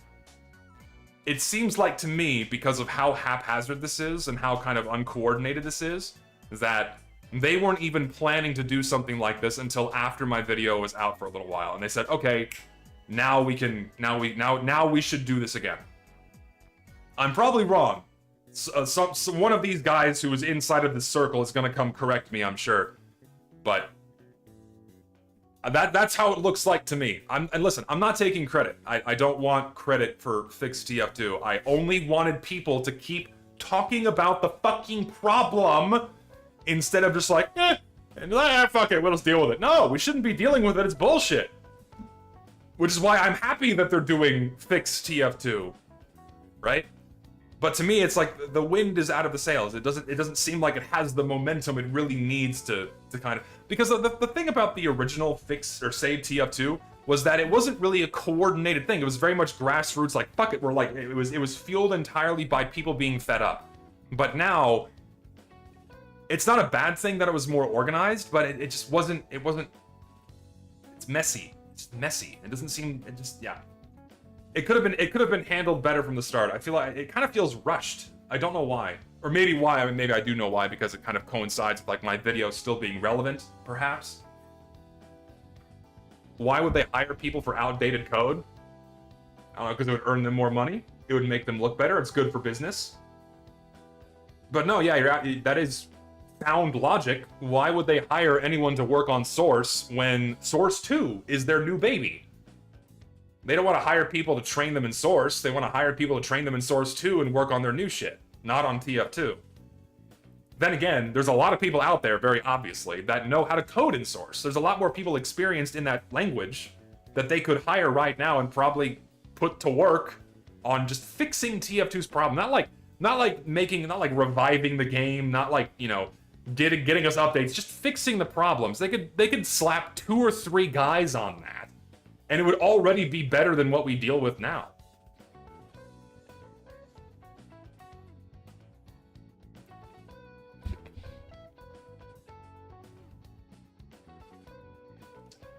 Issue is no one at Valve wants to learn TF2's spaghetti code. The thing is, that's just a lazy excuse. Oh, it's hard. Oh, God forbid I have to work. God forbid I have to do what I'm being paid to do. I have to do my job? Oh no, God forbid. You mean I have to work for my paycheck? Fuck it, I'm gonna go to the snack bar and have a fucking pink cookie. I'm gonna go hang out in the Pyroland kid playpen for a bit and have like a fucking, have a can of Coke and a couple of cookies. I might go over and look at some emails for a couple of hours, you know? And go see how the Deadlock team is doing. They're gonna design some new fucking, you know, Overwatch as a hamster. We're gonna get like a rat or something. We're gonna get like a seal or something. Yeah, they're see how they're designing the new seal character. You know, the whiskers were a little too close. Go critique that, and I'm gonna go take a nap. Oh, God forbid you have to work and do your job.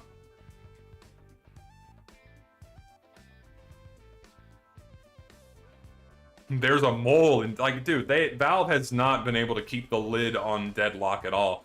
Which is funny, because they're not making people sign an NDA. Like, what Valve is doing is like a gentleman's agreement, as someone put it.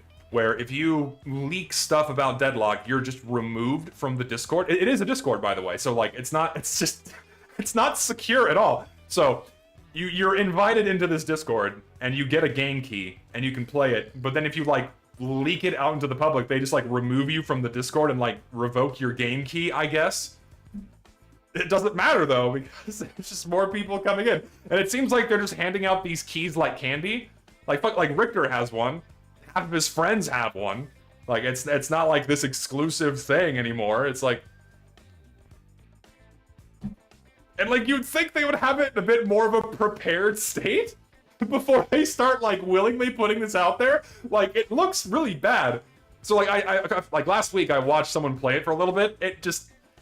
Like, I was watching it being streamed to me inside of a Discord, and the game just looks really bad. Like, the guns look fun to shoot, but player interactions and shit just look really, really messy. Like, hold on, like, I had a good example here. Where is this? I want to find this image. I want to find this image that, like, perfectly encapsulates why I don't like the direction this fucking game is heading. Yeah, here we go.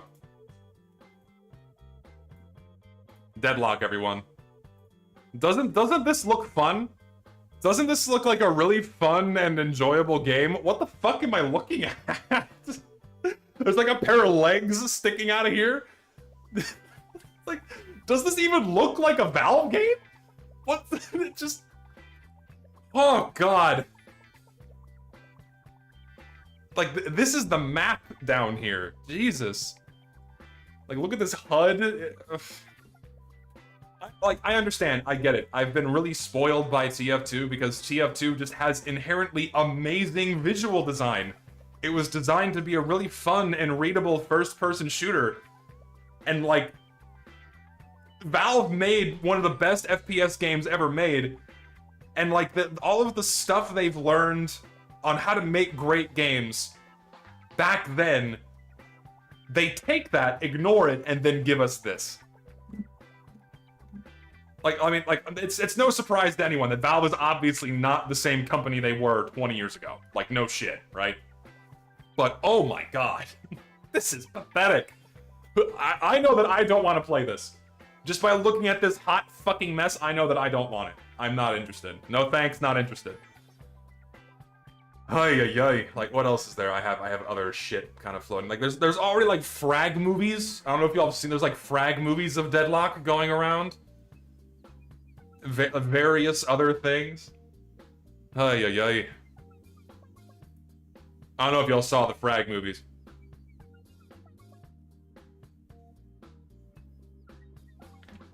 It's not out yet, you can't judge it. I absolutely can judge it, because here's the thing. The excuse that I've been seeing is like, oh, it's very clearly in like an early alpha phase. No, this is very obviously a full playable version of the game with fleshed out characters, fleshed out modeling, fleshed out mechanics. It's not in like it's not in its infancy stages. They're not like still kind of thinking about what the game's meant to be. The game is done. Now they're hammering out the kinks. And from what I'm seeing, I don't want it. I don't like it. It looks like a fucking mess. If you want to play it, if you enjoy it, then go ahead. I'm not stopping you. You know, I'm not stopping you from eating a mud pie you made out in the backyard after a nice summer rain filled with grass and dog turds, but if that's your thing, then who am I to stop you? All the power to you, right?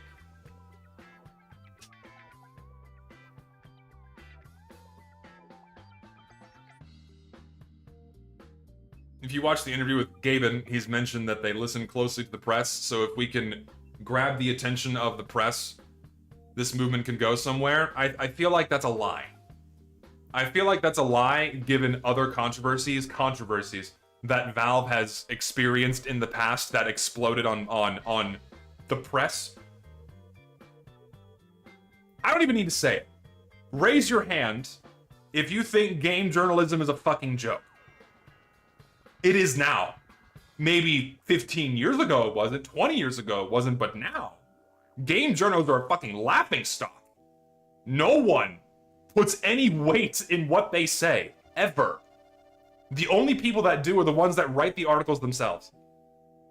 And Valve does the correct thing and ignores what the game journos say, just as everyone else should. So, Valve saying they listen to the press? Oh, bullshit. At least nowadays.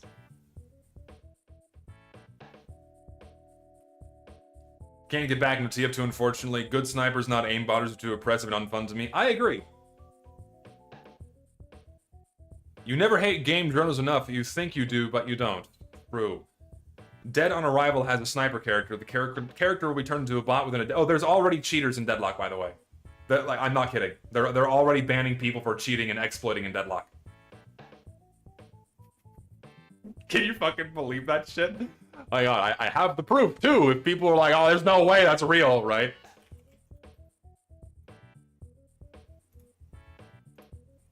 Yeah, here's a message from inside of their Discord where they were kicking people out for using exploits to cheat or crash the game. They're already dealing with this in the beta. Ah! Oh my god.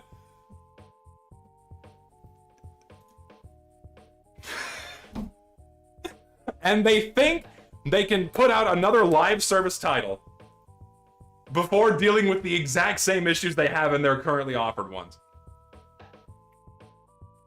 Oh man, it just doesn't make them look good. What's up, Swipes? How you doing, man? God almighty, I am fucking blown away. I am so blown away by this shit, dude. I don't know. It's definitely not going to be as hard of a flop as Artifact was. I think it's definitely going to garner some kind of player base, the people that are very much into like the super hyper crazy sensory overload kind of games. I feel like it's definitely a younger audience these days. Younger people are more into these kinds of games because it's just a different time. People have been raised differently. They're kind of used to audio sensory overload. Overwatch players, for example. And I mentioned this a few times before. I suspect that Valve is trying to cash in on all of the people that have been leaving Overwatch because of how poorly it's been handled. So, I don't know. Loving your recent vids. You're a Chad. Keep it up. Thanks, man. You too. You too, you beautiful bastard. You're a wonderful man. Not like Valve can handle it better. I mean, thus far, evidence points towards no. It doesn't seem like they are. Unless they have some insane paradigm shift on how the visuals are going to be in this game, then I don't see it. Because, like, right now, what the game looks like, it's just this hot mess of shit. There's no cohesion with the characters or the theming. Like, you have, like, I want to see if I can find, like, a Deadlock character roster. Insider Gaming.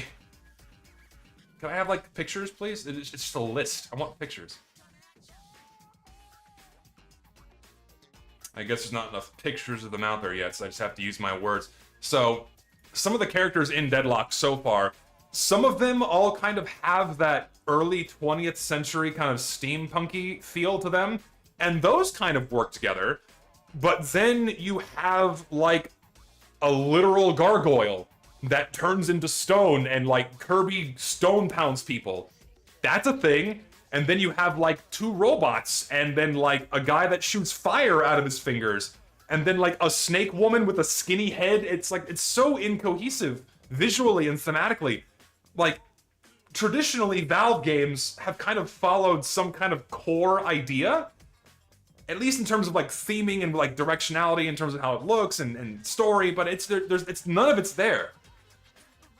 And to me, it's like, that's a huge turnoff, massive turnoff. I think Valve is going to go public and cash in on ESG money, hence pushing for censorship, working with SBI and leaving uncool games to rot. I mean, yeah, a lot of companies are doing that because it's just free money. Why wouldn't they not get free money by abiding by what these investors want to then do whatever the fuck they please? It makes sense business-wise to do these things, obviously. So is Valve gonna go public? I don't think so. I really don't. Valve going public would annihilate the fucking hold they have over the video game economy right now. There's no way that they're gonna go public. I don't see it happening.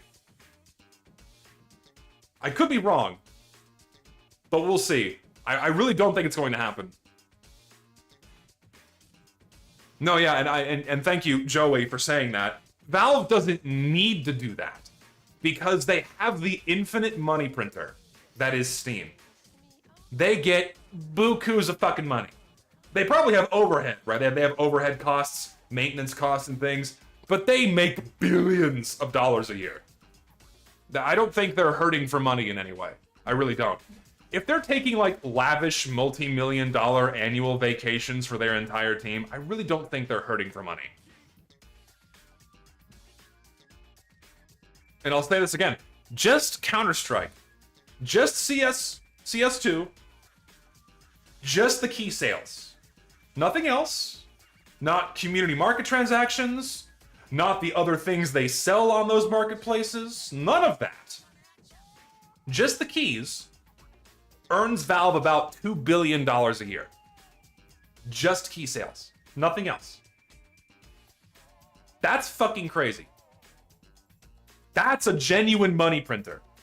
Because they don't even make the skins. Just like TF2's content. They get all the skins off a community workshop, and they give like a fraction of a percent of the revenue to the people who made them, and they get, yes, billions with a B. Insane. They're not hurting for money at all.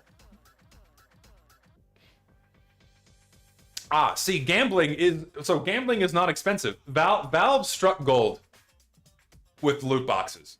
They're the ones that pioneered this shit. They're like penny slots, right? That's all it is. Except it's easily accessible. Anyone who has a functioning computer can access this gambling machine. Level of entry, $2.50. And then if you have to buy the case, another like 30 cents. $3 a pull, and your chance to win big. It's the same logic that Vegas uses, man. Don't gamble. Do you think it's possible that if we get Valve's attention instead of fixing the game, they'll shut it down? No, Valve will not do that. I said this on the stream where I was talking about fixed TF2 at length, but and also on I think on Lucid's podcast as well. No, Valve will not just suddenly shut down TF2. There's no logic in that. Here's why. Valve is a corporation. They earn billions of dollars a year. If they were to suddenly shut down TF2, they would be willingly incurring a $10 million deficit. Sure, compared to all of the other revenue streams that Valve has, that's a drop in the bucket. But why would they willingly stub their toe and just suddenly have a $10 million vacuum? So that's one illogical, that's one hole in the logic there. Another hole is like, okay, let's take TF2, right? The microeconomy that fathered all modern microeconomies in the West, right? Like Gachapon and shit was very big in Asian games, like in the early 2000s and like late 90s, early 2000s, right? But TF2 very much popularized it in the West, and then every fucking video game company followed suit with loot boxes. As soon as TF2 did it, boom, that was it. That was the fucking catalyst. I lost my train of thought. Right. So if they take the microeconomy that fathered all microeconomies and they just shut it down, how do you think that's going to reflect on Counter-Strike? How do you think it's going to reflect on Dota? If you have these two massive economies, they look over here, Valve just turned this one off? Uh-oh. We don't own any of these things. Valve can just turn it, like, there's no real value in what we own. They're just zeros and ones being hosted on a server somewhere in India. None of this has value. You own nothing and you will be happy. So who's to say that they aren't next? Why would they willingly sow... What's the word I'm looking for? Why would they willingly sow fear? Why would they willingly make these other markets unstable out of fear by shutting down TF2? It makes no sense. It's far too dangerous. That's why they won't do it. So no, Valve will not suddenly shut off TF2 if people actively start boycotting it.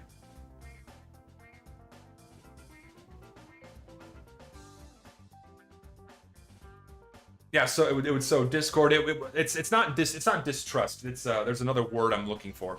Like they would be willingly sowing. I don't know. I can't find the word. I'm not finding my words today. Poisoning the well. That's a fallacy. That's a logical fallacy where I intentionally make someone look bad before I address the argument. Discomfort, discontent, panic, they're all fines. They're all fine words. Like these are all proper adjectives, right? It's just not the one I'm trying to think of. Whatever. That aside, no, TF2 is not going to be shut down. Just want TF2 to be updated and to be not running on a 32-bit system on a game engine that was made for 2 gigabytes of RAM. I mean, yeah, just general quality of life improvements for TF2 would be fantastic. The 64-bit update's good. Generally, we've seen pretty good improvements across the board for most people. That's a step in the right direction, but it's not enough. Like, TF2 needs a lot more work in terms of just optimizing the experience. They added no community fixes. Here's the problem. Most community fixes you see are not fixes. A lot of the ones like you see on the workshop or on the GitHub, they're like suggestions. Right, like, oh, engineer should have this, or demo man should have this animation, or I think the lighting should be this way. No, they're not actual fixes to bugs in the game. Very few of the things that are being thrown up on that GitHub are actual, like, here is a fix for this. And Valve will ignore everything unless it says, this is a fix for this, here is the code. And unless the code can be perfectly recreated by Eric, and Eric said this himself, Eric Smith said this, if he cannot recreate the code himself, or someone under his supervision doing it, then it's not going to be added into the game as a fix. So. What about Valve shutting off official servers? The game stays up, but only casual servers get terminated, leaving community servers to make up the difference. That would several angles to that. First angle, that would, one, require Valve to basically undo the casual matchmaking system, which they've shown that they don't want to do. That's too much work for them. They would basically have to go back to quick play as to how it operated before 2014. Or was it 2013? I forget the exact date. Before 2013, 2014, quick play only put you inside of community servers because only community servers were available. There were no official Valve servers until 2013, 2014. Because Valve wanted to start normalizing the game experience for their players. Which has its good and bad aspects, right? The good aspect to that is that you're not at the mercy of custom content. You don't have to download custom files you don't want on your computer. It's just a vanilla game, right? That is a good thing. But then the flip side to that is that it kind of stripped away a lot of the soul that TF2 had that you would get by engaging with a community server and like finding a group of people to play with, making friends, and kind of enjoying the camaraderie and having fun, right? That was a really big part of community servers. And that first step, that first change to quick play really hurt that aspect. So there's good and bad things to it, or there's trade-offs. So there's that angle, right? Valve's not going to put the work in to undo matchmaking to go back to quick play. The second angle to that is that it's better for Valve. It's better for Valve, it's better for their wallets. How do I pose this right? By normalizing the game experience, this is a lesser aspect of this. So a lesser aspect of this is by normalizing the game experience, it encourages people to spend money. and let me explain why. Inside of community servers, you can have whatever you want. You can have whatever skins you want, you can have whatever weapons you want, you can say whatever you want, you can put sprays of whatever you want, and all of these things hurt Valve's revenue in one way or another. Either because now they have no need to engage with your system, your monetization schemes, if they can have access to whatever they want to use. Skins, weapons, unusuals, what have you. Skyle, for example, lets you do this. And then also, being able to say whatever you want, spray whatever you want, right? Stripping that out of the game experience offers less controversies to come from it. That's why they removed sprays, by the way. They removed sprays because some bullshit nonsense going around that was just... I made a video about it, you can go watch it. So, normalizing the experience is better for Valve's wallet. It's a lesser issue, it's a lesser aspect to this, but yeah. Hosting servers for older consoles without having a way to charge people with something like a subscription to recuperate the cost of running those servers doesn't make Nintendo more money. Let me read that again. Hosting servers for older consoles without having a way to charge people with something like a subscription service doesn't make... No, yeah, and that's something else too. That is a very, very good point. If you're only accessing official servers, that is another way for people to... for the game company to get money out of you, right? Because, oh, you want access to a premium server? We see this with Fallout 76. For a monthly fee, you can have access to a premium server and you get more perks and more bonuses, right? There's more opportunities for subscription-based money-making, and so you can't get that with player-operated servers. So, and also, we're starting to see this a little bit with CS2. Now they're gonna have what appears to be a weekly subscription service for their skins. And this is something else that Valve does, and I haven't mentioned this yet, but this is beautifully in typical Valve fashion. Right, beautifully in typical Valve fashion. Once again, Valve is using their other games as experimental guinea pigs. Because Valve's never really done a subscription service model. They've done DLC, they've done, you know, campaigns and gambling, but they've never done like a subscription service, which is what everyone is doing now. Or not everyone, but like many people are doing for live service. So what they're doing now is they're testing that inside of Counter-Strike, where you can rent skin. Oh, sorry, I forgot. Sorry, Dota, my bad, Dota. I forgot. I don't play Dota, so it's not on my mind. So Dota, my bad. Aside from Dota, Valve wants more subscription money because that's, you know, more bang for the buck, more money in their wallet. So it seems like Valve is experimenting with renting skins, with renting these cosmetics on a weekly basis, and it seems like they're going to be putting that inside of Deadlock. That's my guess. Because why wouldn't Valve experiment in their other games? That's what they've done in the past. Valve hammered out the most lucrative microtransaction system inside of TF2. They then translated that over to Counter-Strike. They perfected that inside of Counter-Strike by doing item tiers, rare special item, like tweaking the odds and adding a wear system.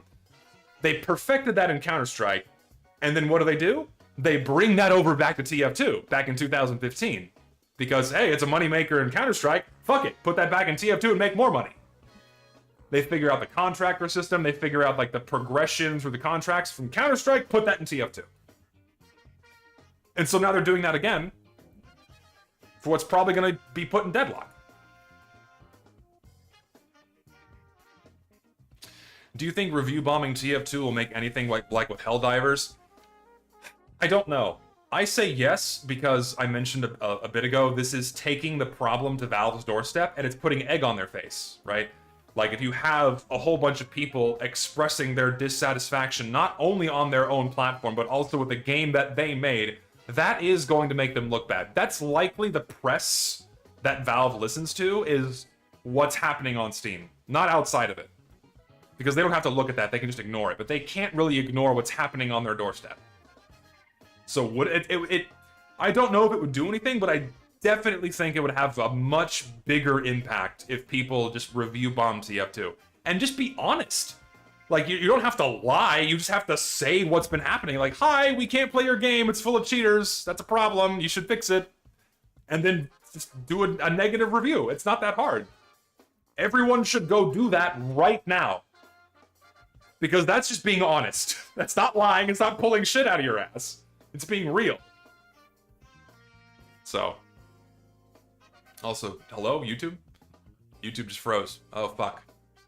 Oh, fuck, not like this. YouTube shit the bed, as always.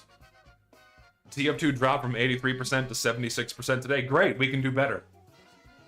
You can do a lot better with review bombing the game, I say. I changed my review. Everyone else should go do the same if you already left a positive one.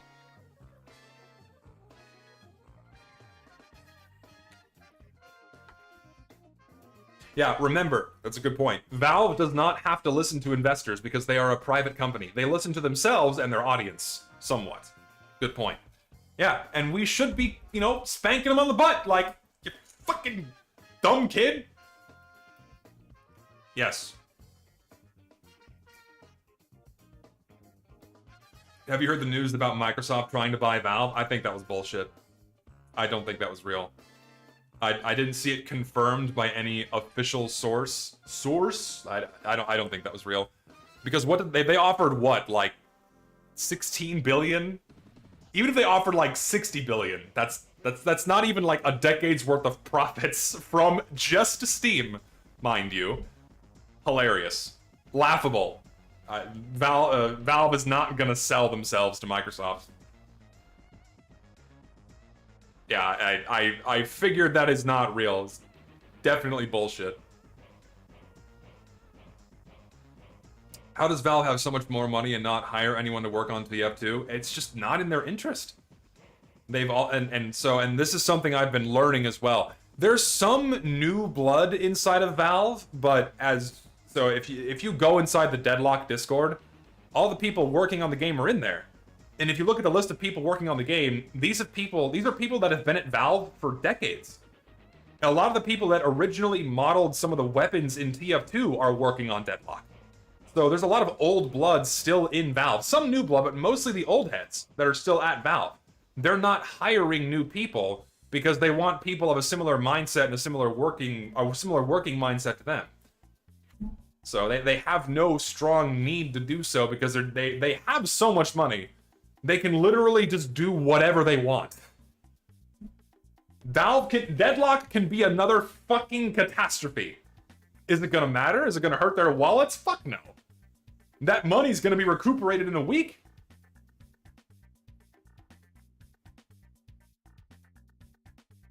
No, Robin Walker's not working on the game.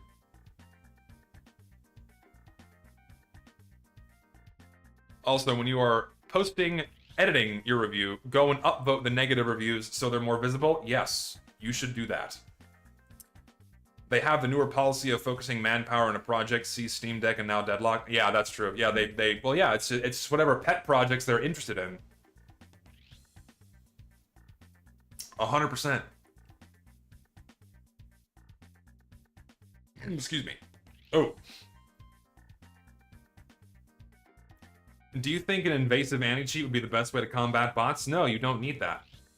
After having some conversations with Mega Scatterbomb and some other people, and other conversations that he's had with some people, just like the basic, like the cheats they use for bots, not just normal cheaters, but the cheats they use for bots are painfully easy to detect.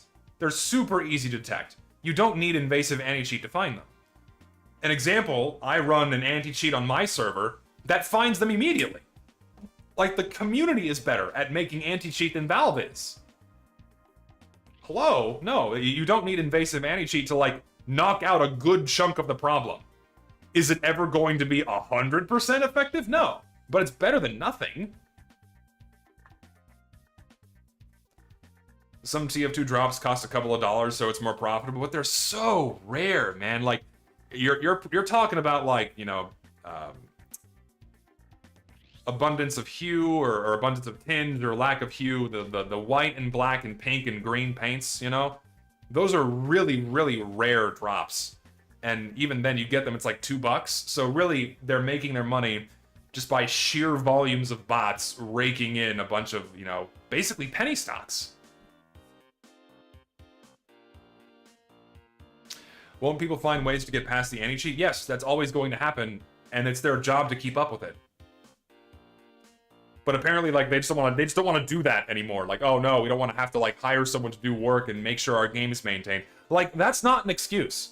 People are always going to find ways to exploit a system, and it's like their responsibility. It should be their job to like keep up with it. But like, oh, it's just gonna keep happening, so I don't want to do it.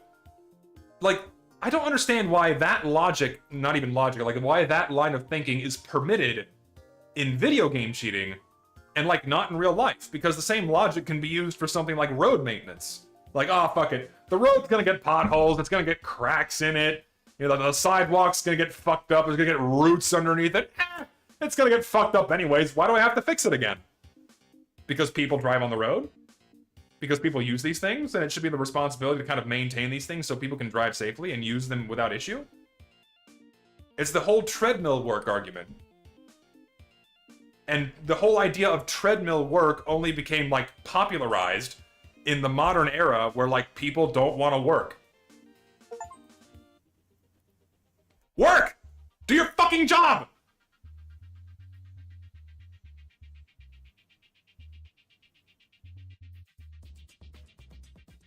See, Flynn, I don't know the full inner workings of Mega Scatterbomb's community-based anti-cheat. I'm not sure. More is just the old head rambling. I mean, sure, I think it's important to talk about. The more people talking about this, the better. I don't see an issue. I don't know, man. You have the usual naysayers. You know, I should say the usual amount of naysayers, like, ah, fuck it, it's not gonna do anything, yada yada. Sure, it might not do anything. But you don't lose anything for talking about it.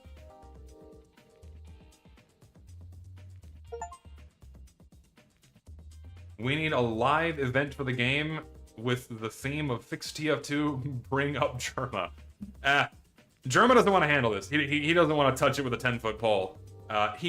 I don't know if people remember this, when he talked about Save TF2 originally on stream, and he was very careful to not mention Save TF2. He was very able to, like, you know, he articulated his concerns, the same ones that we have, but like, it's a publicity nightmare, and Germa has like a whole team of people, or like people he works with to keep himself in a public light, or in a positive light, right?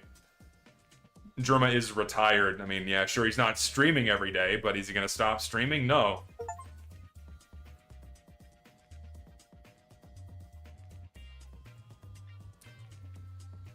Valve hates getting negative press. Valve hates getting negative press than losing money. They have high positive trust, unlike Blizzard or Ubisoft or Epic. I don't think people care. Because here's the problem. Valve gets all their money from Steam, not from their games. So if a game of theirs sucks and flops, that's not going to reflect negatively on them because we have Steam! Right? Like, for example, Coke. Coca-Cola. Everyone loves Coke. Well, I don't like Coke, but like Coke is like the big name soda. Everyone knows Coke. You drink it, you love it if you drink soda. Coke can come out with like a garbage product. A terrible soda. Like some random off-brand, like, I don't know, like sardine flavored Coke. And the product can bomb. People can complain about it, like fucking shake their fists, but that's not where they get most of their money. That's not how they get most of their publicity. Because it's Coke. Coca-Cola. The big name. Coca-Cola. And, you know, not the usual stuff, you know what I mean?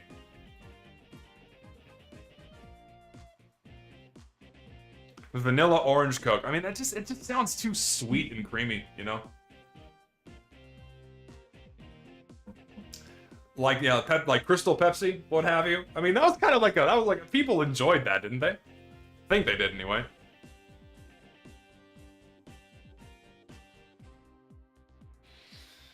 What do you think about the Air Blast hitbox getting fixed with the 64-bit update? I mean, it's good. Do I notice a difference? No. Basically the same, at least to me. Check Discord, please. I want to know your opinion on the thing I did and if I should post it. Is your name the same? Is your name the same on here?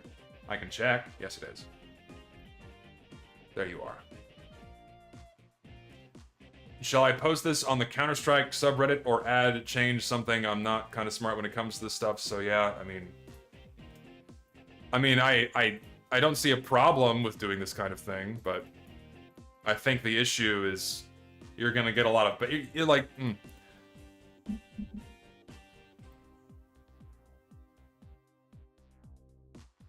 The focus here is still TF2 and not just Valve. You really should put the focus on Valve. Like, hey, Valve sucks. They're clearly neglecting all of their games. You know, TF2, Counter-Strike, Left 4 Dead, what have you. Yeah.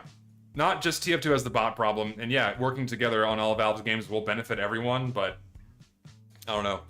I feel like, and I'm just being honest, you'll probably get shit on very heavily if you post this to, like, the Counter-Strike subreddit. Because this is Reddit we're talking about, and I think you'll just be laughed out of the room. Because, like, Counter-Strike is so far removed from TF2, and they kind of look at the TF2 sphere and the people who engage with TF2 as a joke. Like, the idea is great. This is fantastic. I completely agree. But the angle of a Reddit is not a good one. I wouldn't touch Reddit with a 10-foot pole. A 100-foot pole. I don't know. I don't, like, it's not a bad idea, but I don't know the correct way. I'd have to think about this a lot. I don't know the right way how you would get more people on board with just shitting on Valve. I'm not sure. I don't think this, you know, Twitter sucks too. Twitter's horrible. I don't know. I don't know the right, I don't know the right angle. I really don't. That's not true. When Artifact failed, they backtracked so hard and delayed Half-Life Alyx's release. They listened. Not really. Half-Life Alyx was just a tech demo for their VR headset. I really don't think one had anything to do with the other. Pretty much, that's just Valve in typical fashion. They make a new game to advertise whatever new tech is coming out. So, and I think they probably want Deadlock. It kind of makes sense now. They probably want Deadlock to be something that's playable on the Steam Deck through and through. No, yeah, I saw that Counter-Strike had a ban wave. They knocked out a bunch of farming accounts, which is good. Like, that's a good sign. And, like, that's something that we can take from this. Something positive we can take from all this. Is Valve is still at least willing to address some of the problems in one of their games. They did something good by banning case farms in Counter-Strike. Are they going to keep up with it? I don't know. But that's at least a little light of like, oh hey, like it's still like some of the care is still there.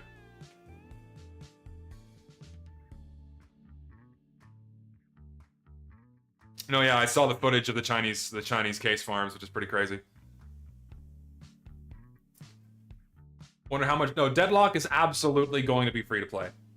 It's gonna be free to play, and it's gonna be loaded to the fucking brim with all kinds of microtransactions. You're gonna have loot boxes.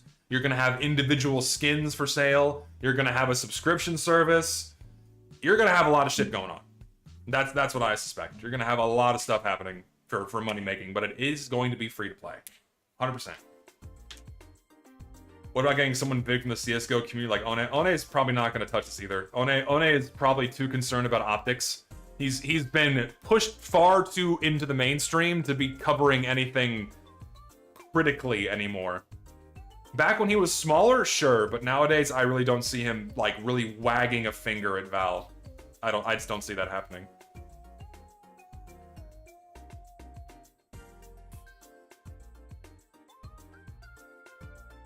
Question about creating war paints. Can you use original texture work of certain weapons? For example, I have a team-based war paint idea on the texture of the Bizarre Bargain. Yeah, I think using Valve textures is perfectly fine. Why doesn't Valve just hire more contractors? You tell me. You tell me, man. They should, but they don't. You fucking tell me.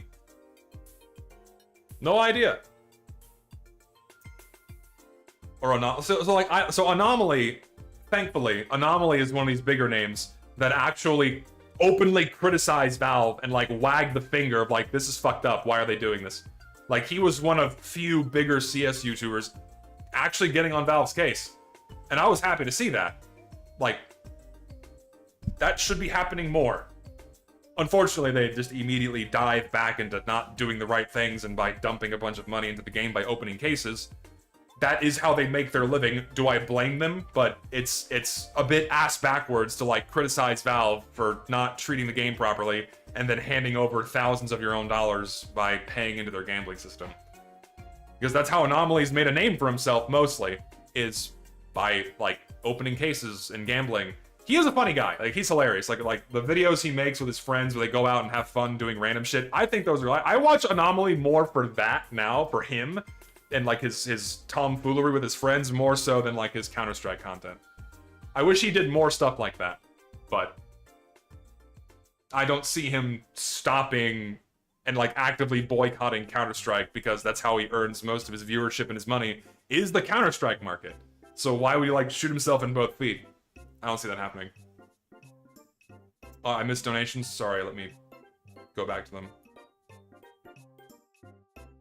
Did I? I feel like the only answer to the bot problem is to diligently moderate the game. Then again, Valve says they hate treadmill work. They should just hire more contractors. Yes, I agree. They should hire more contractors. I mean, it's just, yeah, you hit the nail on the head. They just have to have more people on the problem. That's it.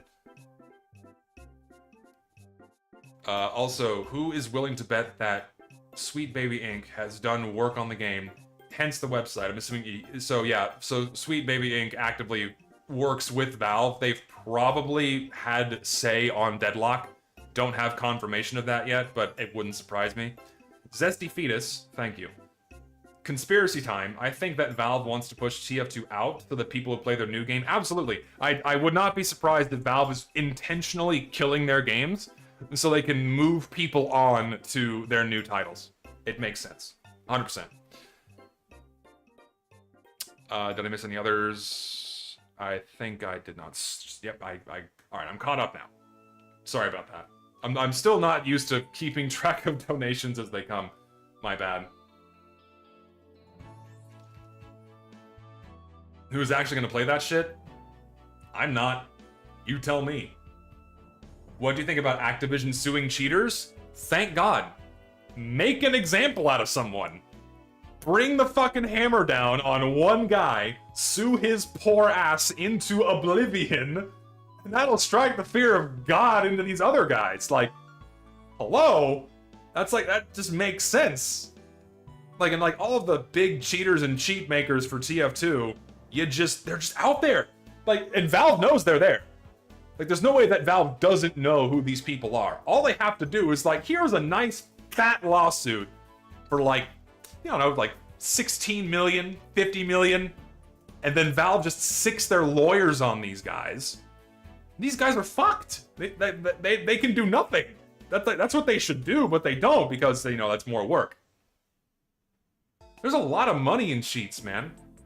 That's why people in Counter-Strike, like people don't make cheats in TF2 for money anymore, because it's just not there. Like LMAO box, if I'm remembering correctly, LMAO box ran for a very long time, like 5, 6, 7, 8 years, something like that. Almost a decade LMAO box ran, and the guy who was running the subscription service would charge $20 a pop, $20 a month. He made like $500,000 over the course of the runtime of LMAO box. That's insane. $500,000 over the course of like 5 years. Think about that. That's like 100 grand a year. Like, so, and that's why they're doing it, right? There's fucking money in it. But they don't earn enough to deal with the fucking massive lawsuit. And they earn a lot more money for Counter-Strike cheats. A lot more. Not really the main target for cheating is to grift and disrupt the game. Oh yeah, for TF2 now, absolutely. But like back in the day, and especially for Counter-Strike, it's definitely like, and I'm talking about coding cheats and selling cheats. The guys who write the cheats, they charge a monthly fee because it's money. The people who actively cheat, then yeah, sure, they just want to disrupt the games and piss people off because they're mentally ill. But the people who write the cheats, they're selling them to the mentally ill people because they'll pay.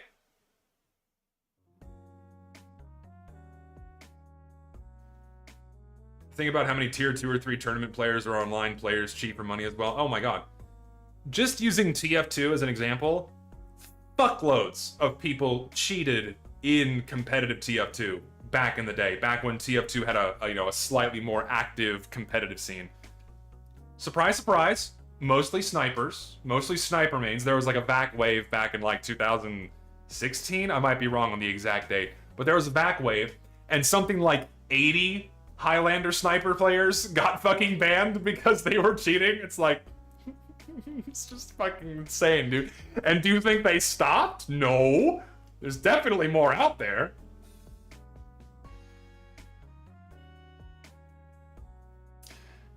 I don't think Valve is killing TF2 on purpose. I just think the company moved on and Valve doesn't communicate anything ever at all, so they won't say it's Jover. Oh, well, so they'll never say explicitly that TF2 is done. Again, because that'll strike the fear of God into the Counter-Strike and Dota and their other markets, right? They'll never say officially that TF2 is dead or done. They'll never shut the gates permanently.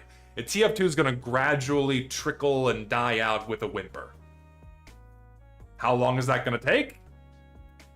I don't know, man. Personally, I consider TF2 just to be one of the best games ever made, and so long as there are servers available, people are going to keep playing the game. I think you're going to see, you know, a player base in the thousands, not saying like tens of thousands, but like a player base actively in the thousands for TF2 for probably another decade. Because the game is just good. And unless game, because like the direction game developers have been going, at least the, you know, AAA guys, indie companies are like really carrying the game market right now. But like, when it comes to just general gameplay development these days, just everything sucks. Nothing is good anymore. Especially for like online first-person shooters, there's just nothing really tantalizing like TF2, man. So I think TF2 has a lot of life still in it, at least in terms of people like playing on what would probably be mostly community servers. Valve servers, probably not. If Valve just continues to do nothing about the problem, it's only going to get worse. No, yeah, nothing really, yeah, I agree. Nothing really scratches the itch. Like, I think I've probably played no more than 20 games made after 2010. Because, like, I grew up playing, I'm like, I know it's stupid, because, like, you know, I was he's an old man, like, I mean, I'm 30, right? And I've been playing TF2 since launch, and I played a lot of older games. I grew up on console games, you know, SNES, GameCube, Wii, PlayStation, Xbox, you know, all these things. And that's when games had to be made and made to be good, because you had to buy the physical copy of them. And if the game wasn't good, it wouldn't sell. So back then, there was a much greater incentive to make a really great, awesome game. And they were just better back then. Nowadays, thanks to like widespread internet access, you can make a dog shit game, and then people will just buy it in the moment and go, that sucked, and then just move on, because there's no tangible transaction with people anymore. Because like for me, back in like 2004, I want to go buy a Game Boy Advance game, right? I go down to the fucking GameStop, and like I'm with my mom, and I'm like, Mommy, I want that one, right? And so like, I get like a copy of Super Mario Brothers 3 for my Game Boy Advance. And we go to the counter, you see the money leave her hand, I get the physical copy of the game, I take it home, and I play it for like 500 hours. It's a much more tangible transaction, whereas nowadays, go on Steam, click a button, $5, play garbage game, that sucked, and you forget about it. And they still get your money. You have to really, like back in the day, you had to really invest in buying a game. And it had to be good, and it had to have a reputation of being good. Otherwise, you weren't going to buy it. You had to really build up something for a video game to succeed back in the day. Nowadays, you don't have to. Which is a good and bad thing, right? It's a good and bad thing, because that means you can have indie publishers and indie developers making good games that just grow organically and gain a following and just end up being really good games. But then also, bigger game companies don't have to try anymore, because they can just squirt something out, and because they have the backing of like, new from Microsoft, or new from Sony, or it's the newest installation of Halo Wars of Fear 9. And people will buy it because it has the name behind it. And it's gonna suck shit. The people will still buy it. Advertising games used to be, let's show gameplay on the cover. Today is, what's my favorite influencer saying about the game? So, like now, so you're not wrong. But another element to that is a lot of gameplay advertisements back in the day were more just like, here's the game. Here's the game, here's what you're engaging with, and like a little bit of the story. And like back in the day, back when like gaming magazines used to be cool and like fun reads and shit, like, you know, like reading a game guide, like, oh wow, like I would like read game guides for like Gears of War and shit, and I'd read it and go, wow, that seems like a really fun game. Then I go try it out, and it was. So like that was like the main avenue, is like you're being exposed to the actual game in a bunch of different ways possible. Whereas now, you have like a flashy cinematic, you bring in a big like stream, like Ninja plays this game. Nicki Minaj is in here. Whoa! Lil Rizzy is having an exclusive McDonald's meal supporting the new Fortnite expansion. It's not the game. They're using other avenues to advertise it. Because they don't have to. They realize that's easier and more profitable. TF2's neglect, ironically, makes it unique in the market because AAA games are always changing and never let a meta stew. What do you think about YouTube allowing cheaters to upload videos of them cheating? I mean, technically they're not doing anything illegal. Like, there's no law against cheating. You're actively violating a game or game platform's terms of service. Are you breaking a written law in your country of residence? No. So, does YouTube have to take them down? No. Not legally. There's no obligation for them to do so. Well, yeah, Twitch bans people for streaming cheating because they, at least you can give Twitch the credit for having originally been built on people streaming themselves playing games. It's certainly not that anymore, but at least they do uphold themselves to that standard.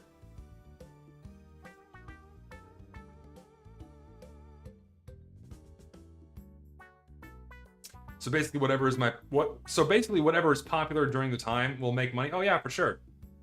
A big streamer doing this, big celebrity, like fucking celebrity, yeah, just it's all soulless corporate crap. Is there gonna be a VOD? Yeah, I'm gonna leave the VOD up for sure.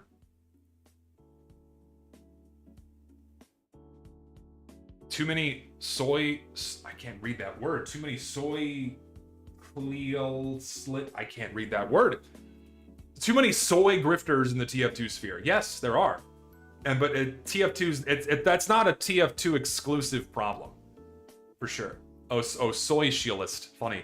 Yeah, there are a lot of people that grift in various internet spheres because it earns them money. It earns them a reputation, and what have you. And, you know, they're out there for the bag. Should you listen to them? No. Not saying you should listen to me. Don't listen to me, I'm a fucking idiot. Here, one sec, I have a phone. Text.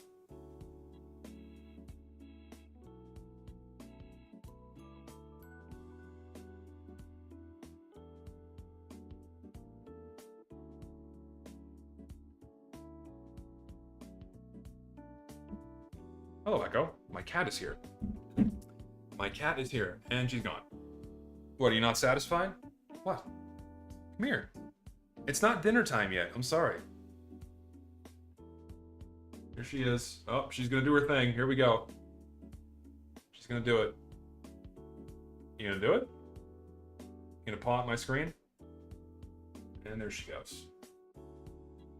Oh, no, she's just chilling.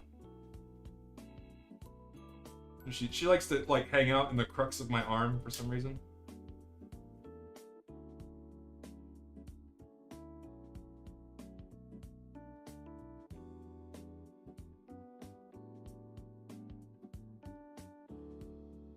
Are you good? I guess you are. She's good. She is good. 578 calories. No, do not eat my cat. Am I planning to do anything for June 3rd? No. I'm not saying it as like I'm protesting Fix TF2. Again, I think it's great, but I don't know. I'm releasing my other video today after the stream is over. And I think that will serve, like, I've again, like I said in my video, I've already done my part. Echo, stop it. Stop it! She likes doing that. She likes pawing the monitor. What are you doing? I want me to brush you? Is that what you want? I have your brush here. Oh no. She hates this thing. Wait, you want me to brush you? You were fucking purring the other day. Come here. Here, I'll brush you. Want me to brush you? No? Okay, later. What was I talking about? I forgot. Oh yeah, so I feel like I've already done more than enough to, like, get people talking about the bot problem again, and now I don't have anything else to contribute aside from sounding like a broken record, saying the same thing I've now said 100 times over. So. Are the 90,000 petitions on the fixed TF2 website real? I would certainly hope so. But there's probably like a non-zero number of, you know, people spamming fake email accounts. Do you think people will buy the new case that releases in summer? Absolutely. Why wouldn't they? Because I think this is all gonna peter out at, like, you know, 2 weeks after, like 2 weeks after June 3rd, no one's gonna be talking about this anymore. Because people aren't gonna be doing what's necessary to keep on Valve's ass. And that's just not spending the money, and that's just leaving a negative review and being done with this. That has a much more long-term tangible impact than, like, another social media movement. I hope it has an impact, I really do, but I just don't think it will.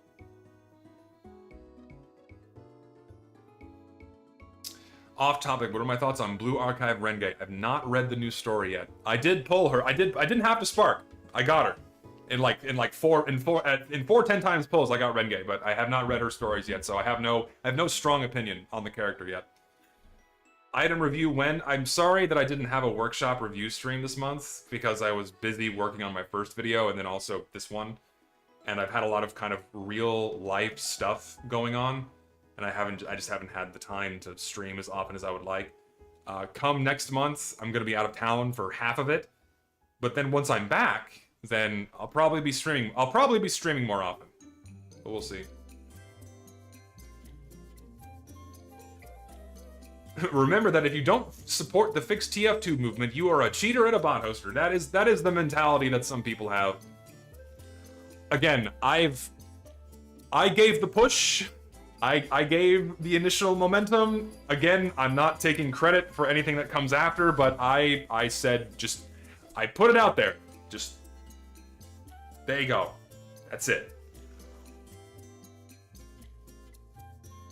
What's the appeal of gacha games? It seems strange. The thing about Blue Archive is that the focus of the game isn't the gacha. It's the story, and it's the characters, and also the raid bosses. Very fun. Awesome story. Good shit. The gacha element is not important. Yeah, I'm gonna release the new video today. After my stream ends, I'm releasing the video.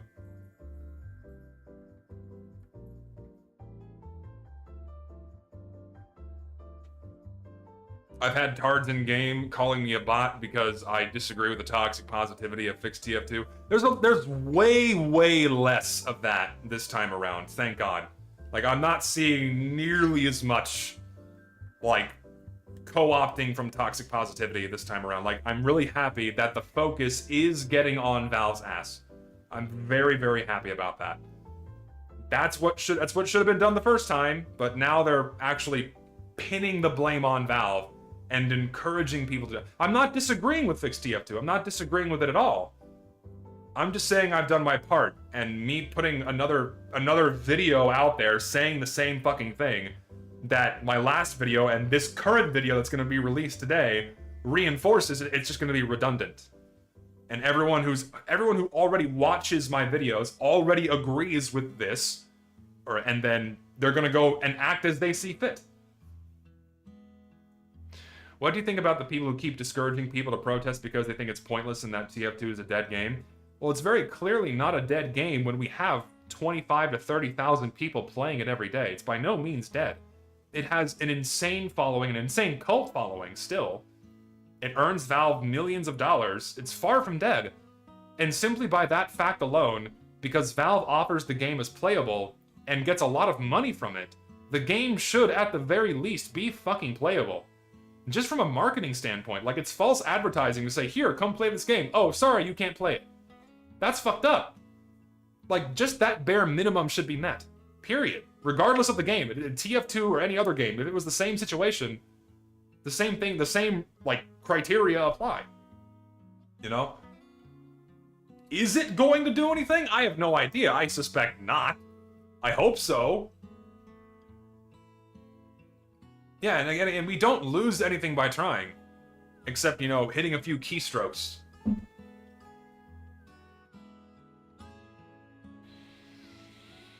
Yeah, even 8 to 10,000 players is still a lot more than most games have. A lot more than most games have. 100%. If Valve got rid of the bots and put an advertisement for TF2 on the front page of Steam for 2 days, the game would have 100,000 players in real... I disagree with that. So the problem with TF2 is that... It's not a problem. With TF2, and this is something I've been... So these thoughts that I'm about to share with you are not cooked. They're not fully fleshed out yet, so bear with me. This is part of what I'm going to be kind of marinating for my next video. So the thing about TF2 is that it was never that popular. In the early days, when the game initially went free to play, it probably got close to 100,000 players. Simply by nature of the game being free, suddenly there's this free game that you can download and dive into right away. And for a little while, probably like within the first year or so of the game going free to play, it was probably seeing its highest player counts. Around 2012, 2013. But then after the hype of the game going free to play died off, it retained all the players that were interested, and then all the people that didn't enjoy it, you know, just moved on. And the game still got updates, the game is still fun, it was out there and it's free, but TF2 is not easily accessible. It's a very complex game, mechanically. And for a new player just coming into it blind, it's very hard to get really gripped by it and to stick around long enough to really start seeing a positive return on your time investment. And that's always been the case for TF2. It is very much a relic of its time, because back in the day, that's how all video games worked. You deal with the skill curve, you get good at the game, and you eventually beat it. That's how all video games work, on the consoles, on, you know, PC, what have you. As time went on, it just became a bigger incentive for video game developers to make the level of entry for a video game lower, because that means more players and more money spent on your game. Counter-Strike is a reasonably good example of this. The skill ceilings in Counter-Strike are insanely high. But conceptually understanding Counter-Strike and like what the weapons do and how they work and how you engage with other players is very easy. Shoot head, plant bomb, or prevent bomb being planted, and you win. TF2, 9 different classes, a bunch of different abilities, a bunch of different game modes, what have you. Not as easily accessible. It's still a great game, a fantastic game, but it has poor player retention for those reasons. And over the years, that's just kind of been reinforced by the player counts. Like if you just go to SteamDB, right? SteamDB. You just pull up SteamDB, you go to TF2, right, and just take a look over the years, like just for the maximum amount of time. The game never really saw growth. It was relatively flat. Again, within a year of it going free to play, it had its highest player counts, but it never had steady, gradually increasing growth. Even during its heyday of updates from 2012 to 2015, right? It wasn't like a steady, linear, or exponential growth like we see with things like Counter-Strike or Dota or what have you. And then, of course, around 2016 is when everything shit the bed and people started leaving in droves because TF2 is in a terrible state. And then when Valve went completely hands-off after 2017, all the bots started coming back. And that's why player counts have been so insane, and also with these crazy spikes during updates, is all the bots. So, I think this at least anecdotally supports that TF2 has a player retention problem.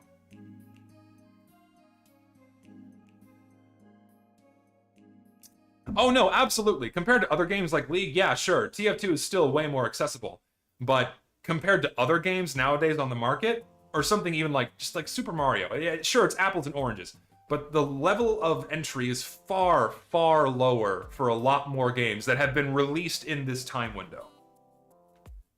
And also, TF2 is not like, it was never from like a AAA developer. It wasn't like from a big name where it could get a lot of wind in the sails. I've used that term a lot today. It just couldn't get that backing to get a lot more people interested in the game.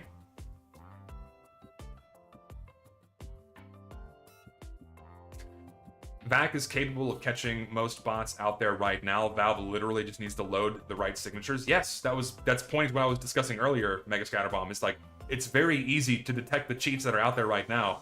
And if they just updated VAC and plugged in what they need to plug in, it would wipe out like 80% of the problem. I think one of the reasons why Valve doesn't hire anyone is because there is the possibility of the new workers publicizing restricted things about Valve. They would get fired and sued. Like, they would be ruining their own lives if that was their angle for getting hired by Valve.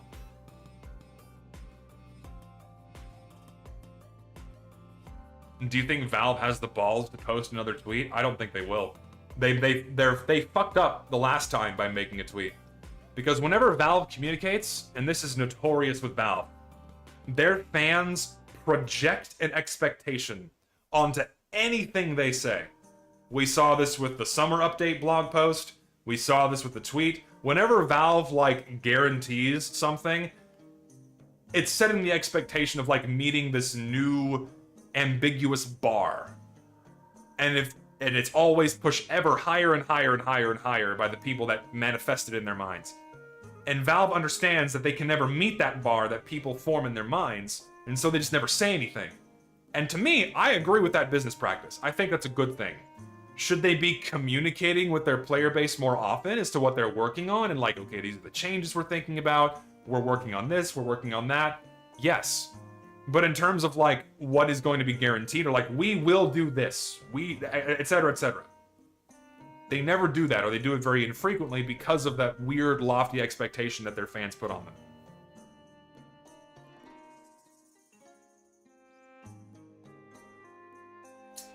Hope the protest won't end with only a promise like happened last time. I mean, honestly, I don't know why we would expect more this time, because Valve understood from the previous attempt that got insane. I'll be real with everyone. I really don't think that this iteration of fix or save TF2 is going to get as much social momentum as it did the first time.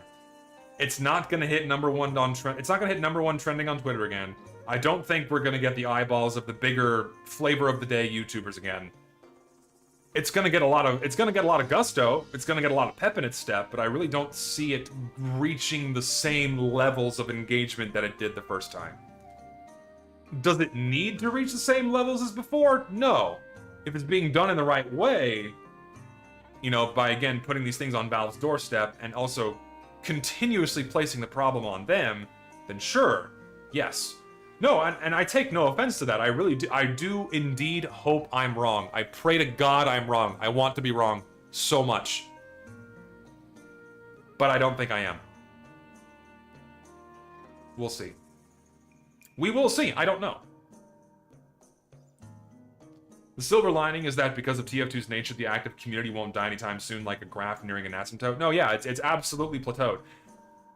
This is also anecdotal evidence that I've discussed a little bit before, but I suspect that TF2's really had a similarly sized human player base since around 2018, 2019. We saw a little bit of a bump during COVID, right? Now my stream is going to get demonetized because I said the accursed word, but we had a little bump during COVID, right? But player numbers have been largely static since 2018, 2019. Around 25 to 30,000 humans inside of the game, I suspect. I really, really wish I had more data. God, I would kill for more data, but I just don't have it. Yeah, believe it or not, COVID still is a bad word. Like you can't say it on YouTube, otherwise they age restrict your video, or they limit your video sometimes. It is a sickness. I got COVID and it sucked. It was horrible. I felt like shit for like 2 weeks. Ugh. Vaccinated, by the way. Johnson & Johnson, for those curious. But I got the Johnson & Johnson vaccine way when it first started. And then I didn't get it once until like 2 months ago. And then I felt like shit. But no, yeah, YouTube is still very sensitive to discourse around it. If you are making a video on June 3rd, you should definitely drive home your 2 points of review bombing TF2 and keeping up the pressure past June 3rd. Thing is, I've already said that. I've said that directly to Wheezy. I've said that on multiple streams. I've already said it to the people who are driving this thing. And since I'm not involved in their circle, since I'm not involved in the planning of this and the coordination and the action of this, like, it's the only way those ideas can be delivered is through, you know, via proxy. Except from directly to Wheezy, right? Aside from him, like, I don't have access to this. And I can just, and I've been throwing it out there. I've been saying this constantly for like 2 weeks now, all this stuff, over and over again on my streams and my videos. I've just been saying this over and over again. And it's out there, it's in the void, but I can't make people agree or listen.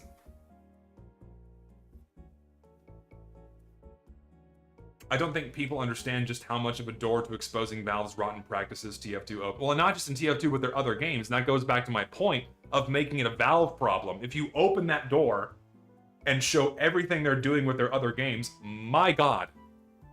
That's like the nuke you need to drop on Valve. Did Wheezy learn anything from talking with you on the podcast? He certainly listened.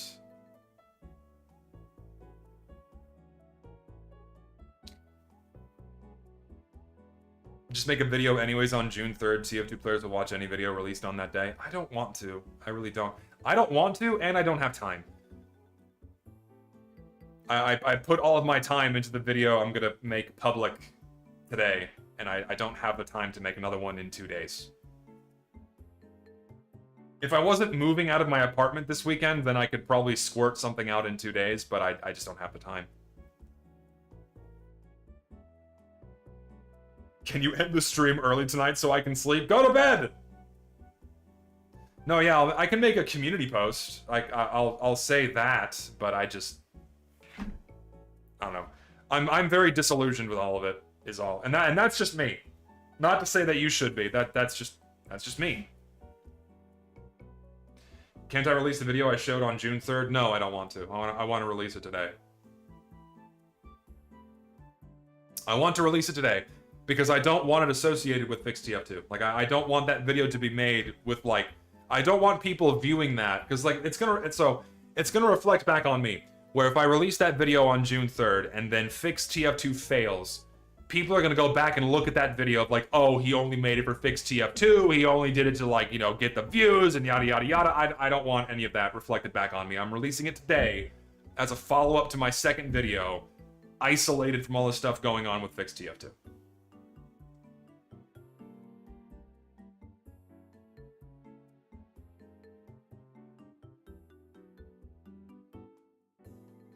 Hopefully they'll add VScript jailbreak. Oh god, kill me. I think I would rather die.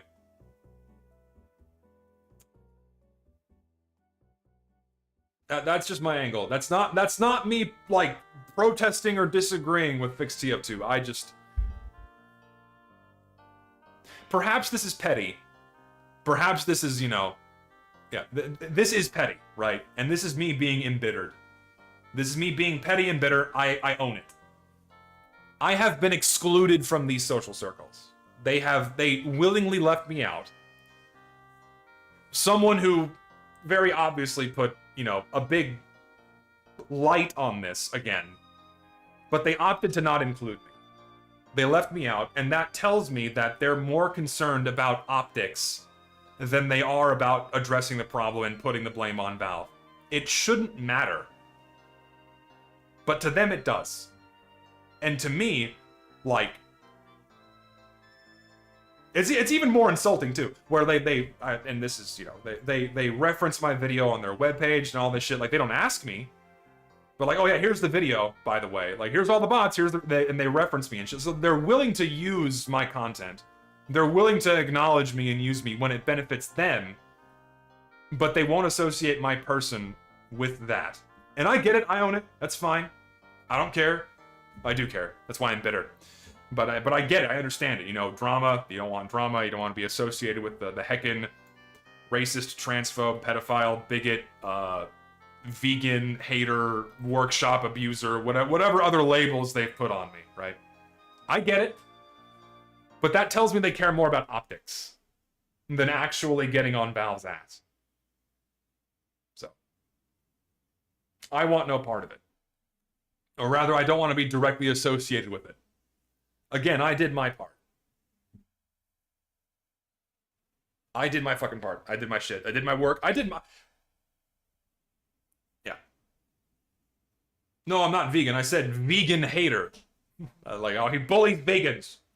Oreos are vegan, by the way.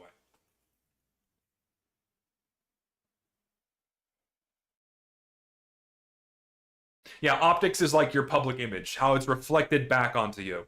So if I was openly involved with Fix TF2, you would have the very vocal subset of people on Reddit and people on Twitter screeching because my name is attached to it, or because I was involved in some way, or I was like one of the people who spearheaded this, what have you. They don't want that, because that would reflect negatively back on all of this. And again, I get it, but that's why I was omitted.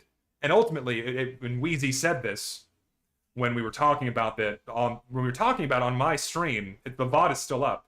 He either said this on Lucid's podcast or on here, that it's just their own friends, right? It's just like these YouTubers and their YouTuber friends that got together and did this. If they really wanted this to be something bigger, they would have got as many people on board as possible, not just their friends and people they know directly. I'm not saying open it up to the public, but everyone should have been an option. You think Monkey was contacted? No. Was I contacted? No. The untouchables, the unwashed, the unclean were left out of this.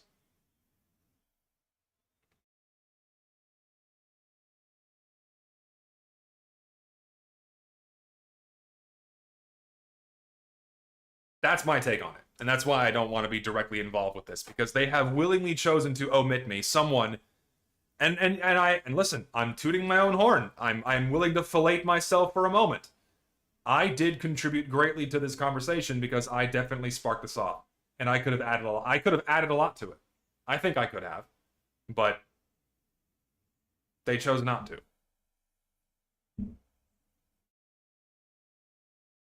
The music ended. I'm sorry. Hold on. Yes. And I get it. And listen, I own it. That is my ego talking. Everyone has it. Everyone has at least a shred of their ego that gets the best of them. I get it. I own it. It's petty, it's bitter, it's egotistical, fine. But that's why I made my choice.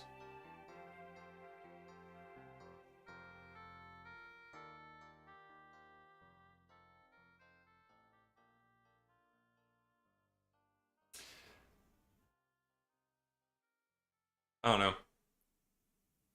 V-script game modes also kill another purpose of TF2 custom content. It's not killing custom content per se, but it absolutely dilutes... It dilutes what TF2 should be.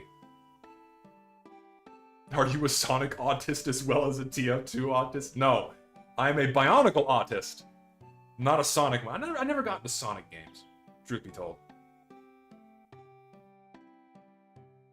Wouldn't disabling item drops from private servers cause bots to go into moderated servers? Yeah, it would cause bots to go into every other available server, including Valve servers, and it would disrupt the gameplay. So disabling item drops on private servers would make the problem worse. 100%.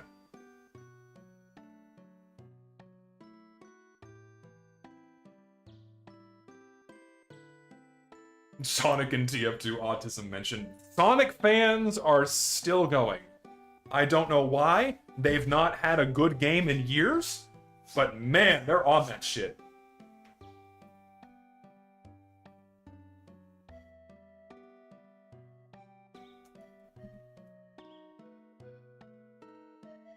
Alright, I think I'm gonna start winding the stream down a little bit, but I am gonna go get a beer real quick. I'm gonna get a beer. We'll chill for a few more minutes. Give me just a moment. I'll be right back. You get to enjoy the my fan. You can enjoy the sight of my fan for a moment.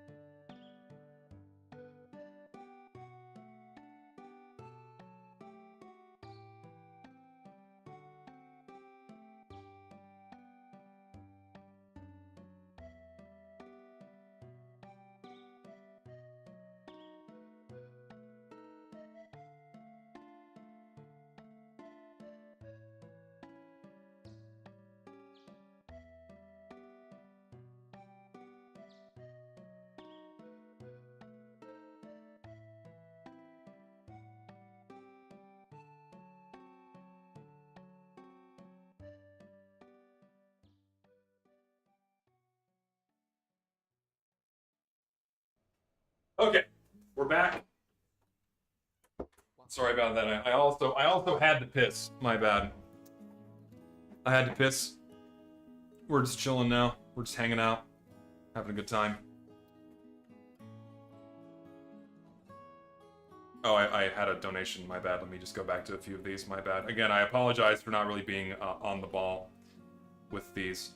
Hashtag make TF2 just a bit serviceable. I don't know if this is a controversial request. It might be a bit of a big ask, maybe. Okay, thank you. No, it's silly that it's just not. It's not more of a concern for Valve.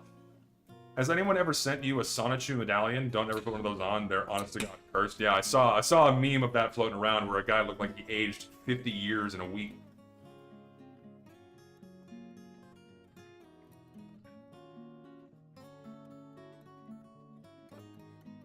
Very good beer. For those of you that come into the Central Texas area. Very, highly recommend this one. Check your DMs, I sent you a funny. What did you send me? Does your name match your Discord? That is the real question. I don't know if it does. It doesn't seem like it. Donation. I will always despise the community for letting their egos run their actions, even if we are in the make or break of the game. 80% of people sucks, and the community shouldn't be should be burned to the ground and rebuilt. It's a bit harsher. It's a little harsher words, I would say, man. I think it's like 95% of people engaging with the game are just people who enjoy the game. It's just all people who, like, we should be all agreeing on the same thing here. That Valve sucks. They need to address the game's problems, and the fact they don't is bullshit. Like, I don't know why people would disagree with that. What do I think about Kill TF2? I think that's just a bunch of people who want attention.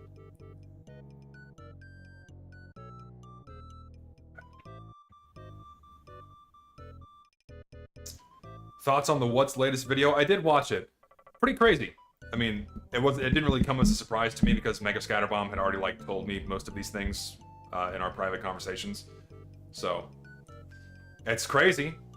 It is pretty wild that Valve just kind of lets these things happen in their own game. But what are they going to do? They can't really do anything because that would require work and moderation. So they won't.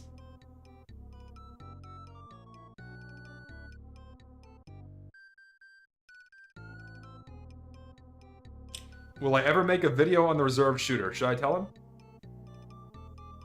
Should I tell him? Will I ever make a video on the reserved shooter? Well, to be fair, it's a very old video. So, but yes, I did make one like 3 or 4 years ago. Long time ago. I don't know, man. It's like, I just don't want to make videos about weapons anymore. I've already shared my thoughts on everything that I want to in terms of like the gameplay mechanics. I don't really have anything else to contribute or add. I mean, it's fun making those videos. I like the editing, but I don't get like a lot of satisfaction out of talking about things I've talked about a million times. Just repost my old videos for more views. I mean, part of me does kind of want to go back and like remake all of my intros that I've made over the years. Mainly because like with my editing skills now, I could probably make them look a lot better. I kind of want to do that as like a creative exercise, but I just haven't gotten the motivation to do that.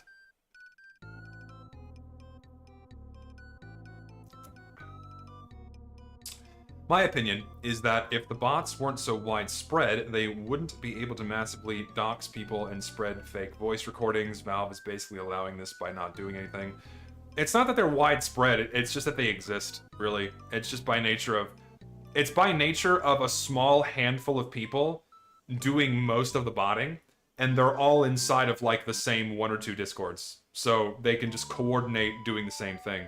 Coordinate their bots saying the same things, all their bots being named the same things, doing certain actions, like using Mega Scatterbomb's voice. It's like...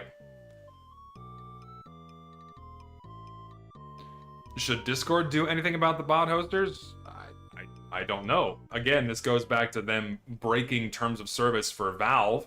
They're not breaking Discord terms of service because they're not actively breaking any laws in their country of residence. So does Discord have the responsibility to do anything? No.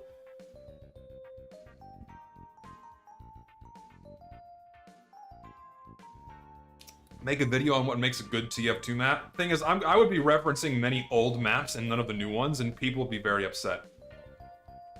Except High Pass. High Pass is a relatively newer good map, in my opinion. Write a geophysical research paper on Payload Upward. Could do that. What does the slop hunt in the title refer to? It refers to what I was doing at the start of the stream. You'll have to go back and watch the VOD. No, yeah, so like, they made a bomb threat, right? But they didn't do that through Valve. They didn't do that through Discord. They just did that themselves by calling, what was it, his university, I think? So, I know he's taking legal action there. I don't know to what extent. But that is happening.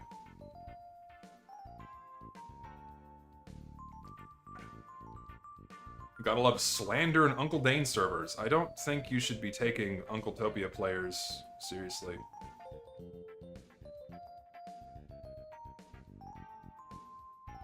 I don't know, it just looks like more people saying nonsense about me. Like, it's the same shit, different day. Like, I don't care. Whenever you... Take it from me, someone who has been at the receiving end of a lot of silly nonsense when it comes to internet drama and what have you. The things people are saying about you, they are saying through the lens of the infinitely long game of telephone that is social media, where they have become so far removed from what was originally said, or anything like that, that they have no idea what they're talking about.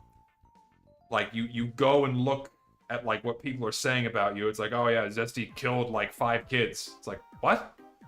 I didn't do that. But you just have to learn to not care, because it's not real. It's just words on a screen that have no impact on you at all unless you let it.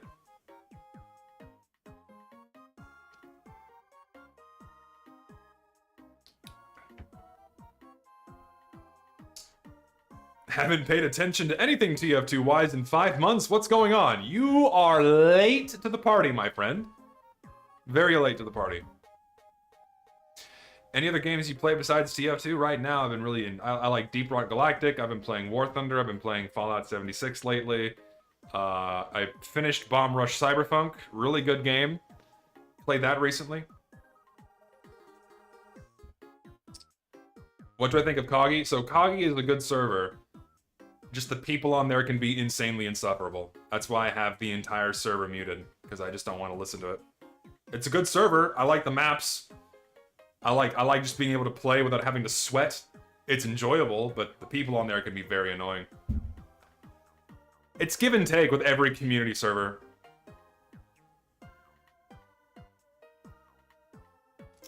No, some of the balance choices are annoying, but most of them are fine in my opinion. Why is my server barren? Because my name is attached to it, and people will only play on there when I'm playing on it because I think they want to be on my stream. I think that's the primary reason. Otherwise, if people wanted just like a normal vanilla server, or they want to like play with me, right? And there's nothing wrong in that. I'm not faulting you for it, but that's why it's not populated, because I'm not on there all the time. I also probably don't advertise it enough. I should probably push that like, hey, I have a vanilla community server hosted in America. If you want just normal vanilla TF2, go to my website. Go to zestyjesus.com. There's my server. You can play on it right now. It is normal vanilla TF2, no custom content. Have fun. It exists.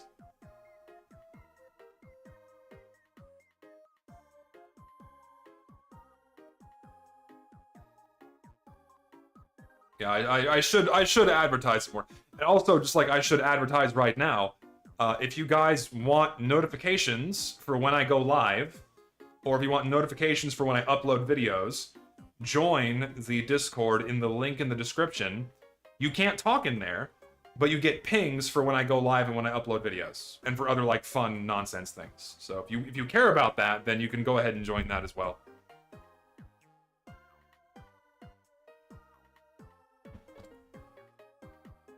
And yes, I have a website.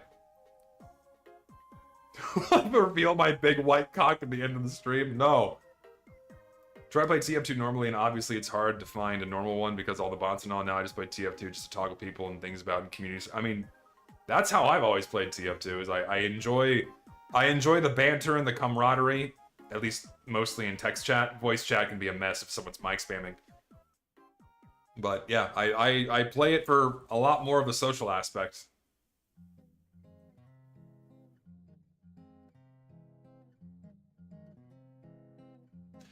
Any way to send me fan art of my OC? Yeah, you can shoot me a Discord notification or a message on Discord. Feel free. That's really the only way people can get in contact with me is Discord, because I don't use Twitter. I don't really I have an email, but I don't really publicly advertise that much anymore. I think it's on my Twitter still, but I don't remember. But yeah, people like need to get in contact with me, then Discord is your avenue. Don't expect a response for everything.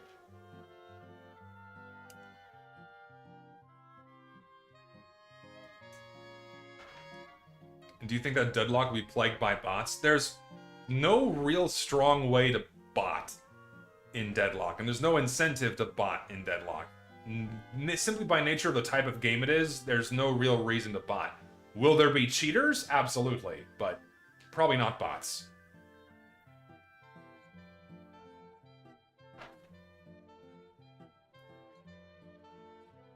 KFC Kids Fattening Center? What the fuck? What the hell am I reading? Jesus. Thoughts on TF2 Classic and Open Fortress? I mean, TF2 Classic is just a wacky custom weapons game mode. I don't like it. Open Fortress is fun. It's like a cool... It's basically its own game. I think it's cool. It's fun. And Open Fortress kind of deserves to be on Steam.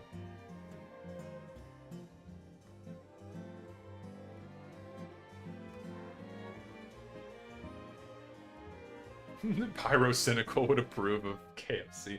Pyrocynical has the polar opposite interests that I do. We are just complete polar opposites when it comes to our preferences in women.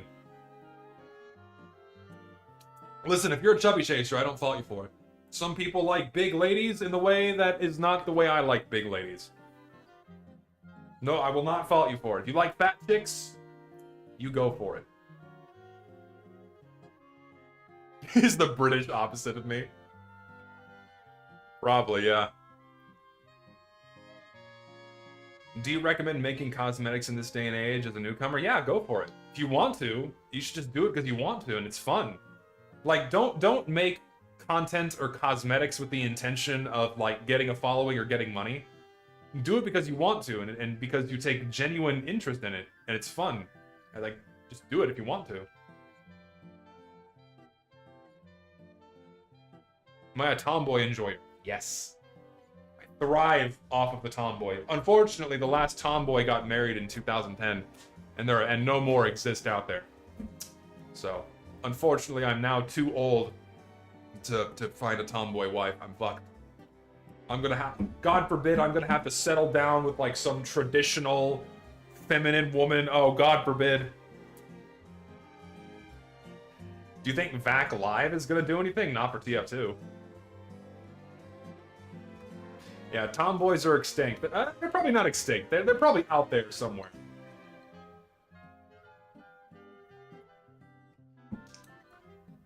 Listen, man. If I can find a woman to tolerate my presence, that just is not mean and takes care of themselves by, like, showering and not eating like a cow, I'll be fine. Just, like, at this age, I'm 30, I'm seeking companionship. 300 pounds and 4'11"? No! No! No! No, I'm not drunk. I'm only halfway through my first beer.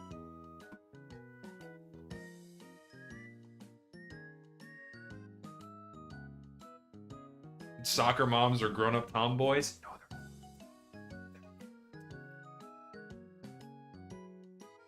Setting the bar kind of high. I don't think I'm setting the bar high. I just don't... I want a nice... Not even nice, just like a neutral... A neutrally demeanored, not fat chick that showers. Can I get that, please? That, like, doesn't do hard drugs? I don't think that's that hard to find, is it? I hope not. If it is, I'm fucked. How strong is the beer? I think it's 6%. Yeah, 6.2%.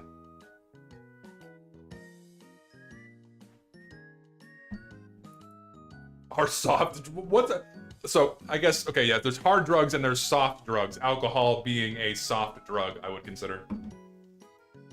Yeah, sure, soft drugs are fine if it's like alcohol. I don't care. I would not date someone who smokes, though. Smoking is gross.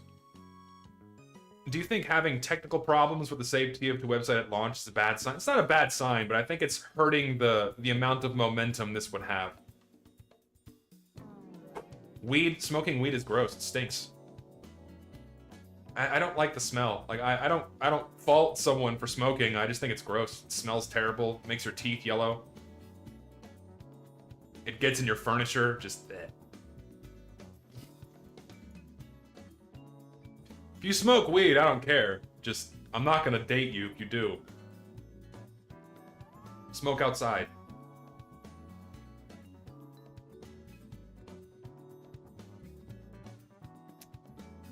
Don't worry, we'll have waifu robots. Sure, I'm soon. I don't think...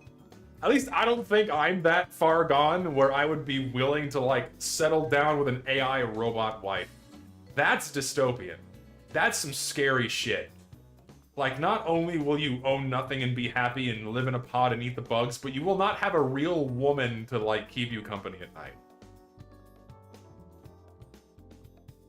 No. No. I would watch VTubers before I take an AI wife. I would engage in a parasocial relationship with at least something that resembles a real woman through the facade of an avatar before I resort to AI.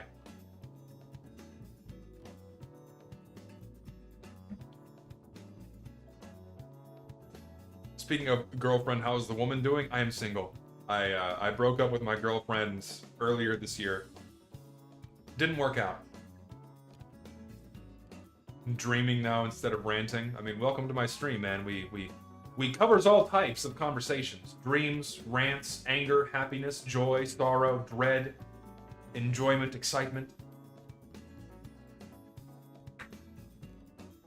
What if the AI robot is really tall? Like in the ideal future, you can it's like pick a wife. You design everything appealing. You can have the right kind of boobs and the right hair color. It would just be weird though. Like if I'm gonna date a robot, I want it to kind of look like a robot. I'm not gonna go into like uncanny valley with like human features. Like I would go like Haiti, you know, like that weird like platforming game with like the brown big booty booby robot. Like that's like fine, but like or like with like LED eyes or something, but not like a human looking robot wife. That's scary.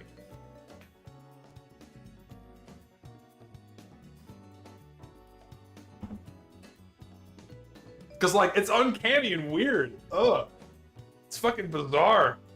And some people are into it and it scares me, man. Like human looking robots. Again, I hope I'm like I hope to God humanity doesn't like sink that low. It's already kind of getting there. Like AI girlfriends are a thing.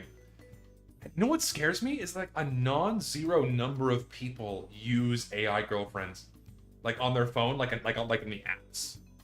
A non-zero number of people use those for companionship. That's kind of scary. I don't know how I feel about that.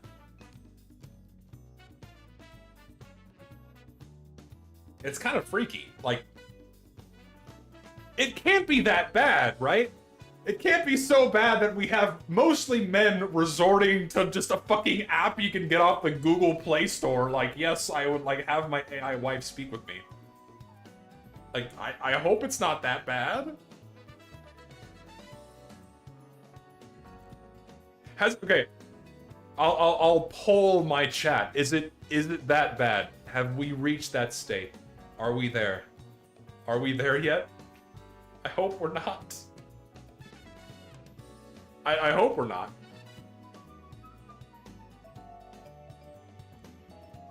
Why is everyone saying yes? I hate it. I don't want to believe that. I don't want to believe you. I really don't. No, yeah, again, there is a non-zero amount of AI, people talking to AI and thinking or like acting as if though it were real. And I find that kind of sad that like people are so lonely now that they resort to that. Like we have never been so connected as a species and so isolated, right? It's kind of sad. And not saying I don't feel that kind of I don't feel that effect. Like I don't get out much. I'm not really a sociable person. I don't like going to parties. I don't like going to a bar or a club. I like my space. I like being around the people I enjoy, like my friends, and I kind of like hanging out at home. I enjoy being around my family. So like I don't really get out and meet a lot of new people. I had enough of that when I was in college. I really got my fill of that when I was in college. Like I was in higher education for, 12 years, and I got my fill of it all, and it's not the life for me. I like keeping my circle small and keeping the people I enjoy close, my friends, my family, and that's all I really need. But when it comes to like a dating scene, if I'm not getting out and meeting people more often, it's kind of hard.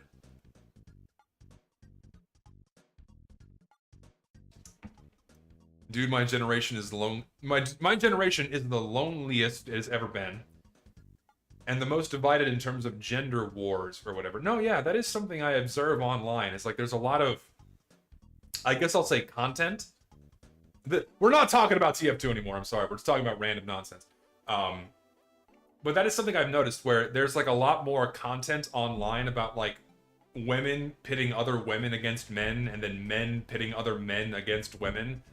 And they're really kind of focusing on a microcosm, a very small minority of people who are just acting in a very reprehensible way.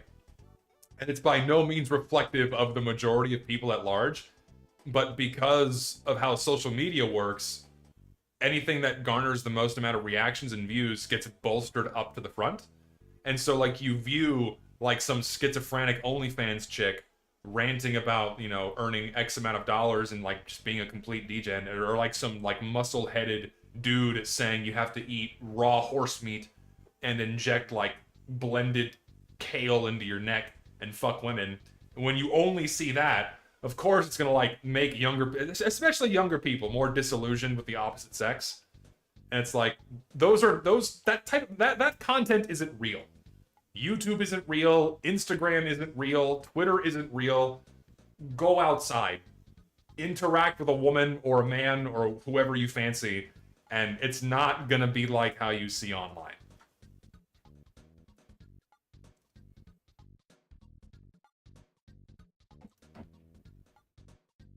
That's my opinion. Touch grass and eat touch grass and eat ass. No. Jesus. In my opinion, the problem I see with men is that unlike girls, men have almost no one to express their feelings to because they get mocked upon and called out and called weak trying to be emotional. Yeah, no, yeah, that is true. Where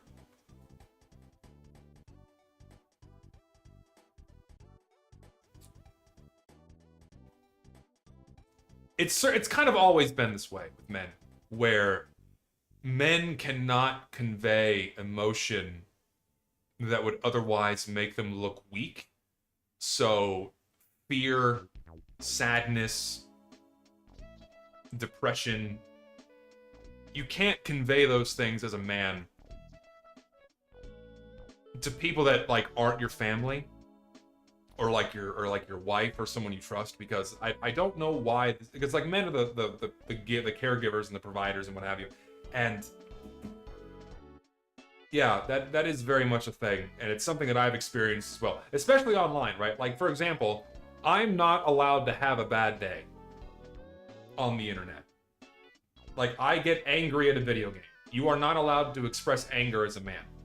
I get angry at a video game, I accuse someone of cheating, or I say something to someone in a server, and, like, now people take that and assume that's reflective of my entire person. Right? So, like, me being online, I have to act a certain way, otherwise people are going to do that again.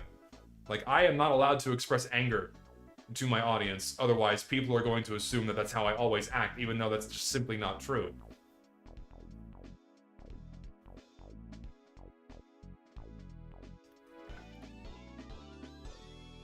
No, yeah, and I think it's very good that you speak your mind. It's good that you speak your mind, you convey how you feel.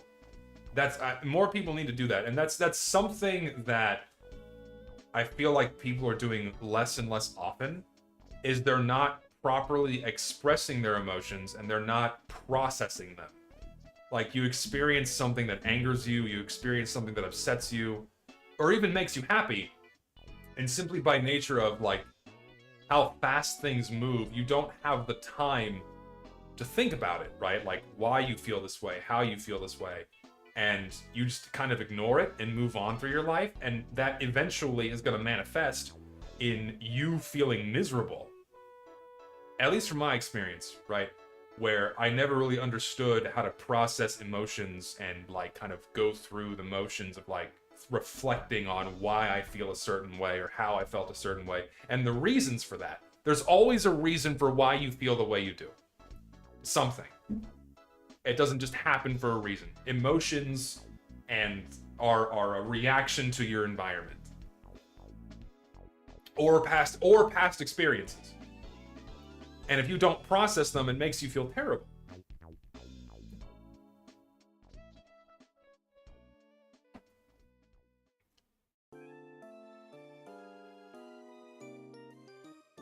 Not managing emotions properly is what led to the praise of Shadow's guy killing his career. I'm not familiar with that, unfortunately. I think like 75% of people now are just autistic and can't express themselves. I don't think they're autistic. I think the issue is that people are having a harder time to express themselves, simply by nature of social media. Because when you're spending 5 hours a day doing this, you're not talking. You're not conveying your emotion. You're poking at a screen. This is not going to allow you to properly convey tone, emotion, ideas. You're thumbing a keypad, right? This isn't helping anymore.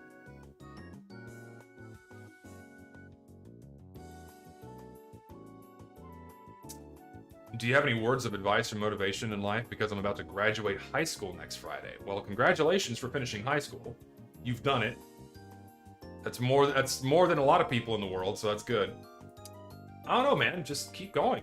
You finished high school, and right now the world is your oyster. You can do literally anything you want. You're young. You have the best years of your life still ahead of you. You can do whatever you want. You want to be an artist? You want to be a scientist? You want to be a fucking burger flipper? You want to go make pizzas? You want to go make people happy by baking cupcakes? You can literally go do anything you want. Just do it. Just start. And also one thing, like don't feel pressured to kind of like set yourself into one avenue right away. That's something I see a lot of people do. Is like I see a lot of 17 to 22-year-olds think that they need to have their life figured out before it's even started. And don't think that way. Like, I'm 30 and I still don't know what the fuck I'm doing. Right? Like, I'm making it along in life because I'm doing what I enjoy, and thankfully it's allowing me to earn money. And you just don't feel like you have to have everything figured out right away. You really don't. And a lot of people go through their whole lives without figuring everything out. Shit, my dad's fucking 63. He still struggles sometimes. My mom as well. It's just part of living.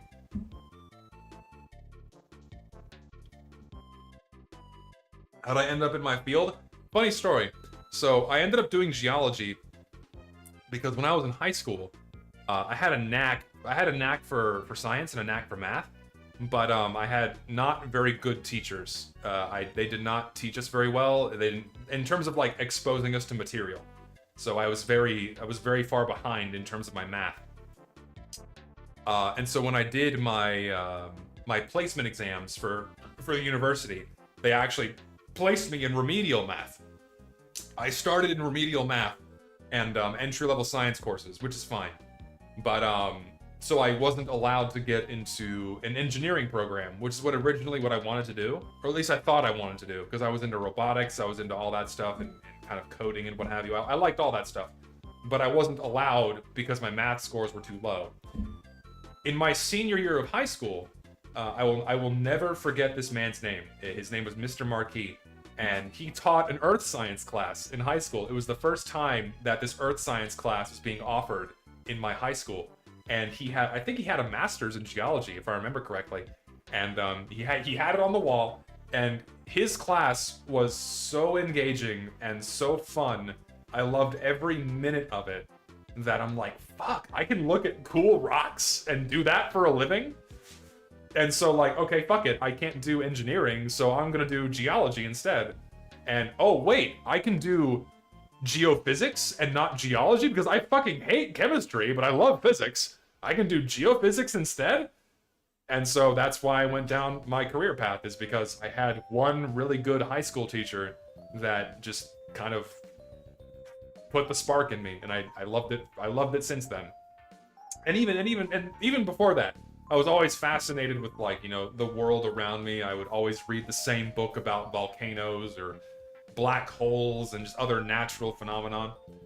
So, and he really and I think he recognized that and kind of nurtured that in me, because like we would do research projects as well. And we did a very specific research project, and because I always go visit Big Bend National Park in Texas, he helped me select like a project where I kind of did research and like researched how the mountains in Big Bend National Park were formed. And so I ended up writing a really cool research paper that actually kind of like helped me build some groundwork for how to write research papers that I still use today. So hats off to you, Mr. Marquis. You helped at least one kid who had no idea what the fuck he was gonna do kind of figure out what he was gonna do with his life, and I really appreciate that. I doubt he'll ever see this, but it's thanks to you, my friend.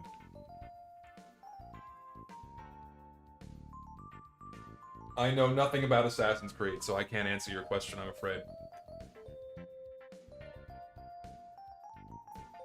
Have I been published to a paper? Soon. Very soon. I'm gonna be submitting my first paper very soon. It's in the final revision stages. I'm excited. We'll see how it goes, because the review process is hairy to describe to describe it loosely, but we'll see how it goes. Oh, thank you. So very soon I will be published, and when I am published, hopefully where we get it published, it'll be publicly available. And if it is, you can all read my research that I've been doing for the past 3 years. So, exciting.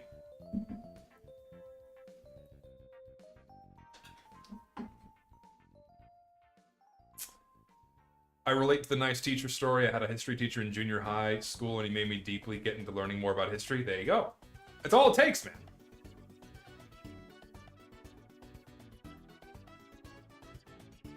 Favorite mineral type?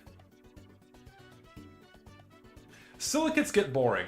Silicates get boring very fast. I am far more interested in sulfates, phosphates, and carbonates. Those tend to look a lot more pretty. They get very rich colors. My favorite mineral is rhodochrosite, which is manganese carbonate. You get a very rich, deep red color. It's a very beautiful mineral. Also, yes, we have the Portal song playing. It's a good song. It's cute. Comfy. What do I think about the current educational system? God, that's a can of worms. In America, in 2 words, it's fucked. What can be done? I don't know. But something's gotta change, otherwise America is gonna keep falling behind. It's not good. Yes, I have heard of Umineko. I've not tackled it yet. I love Higurashi.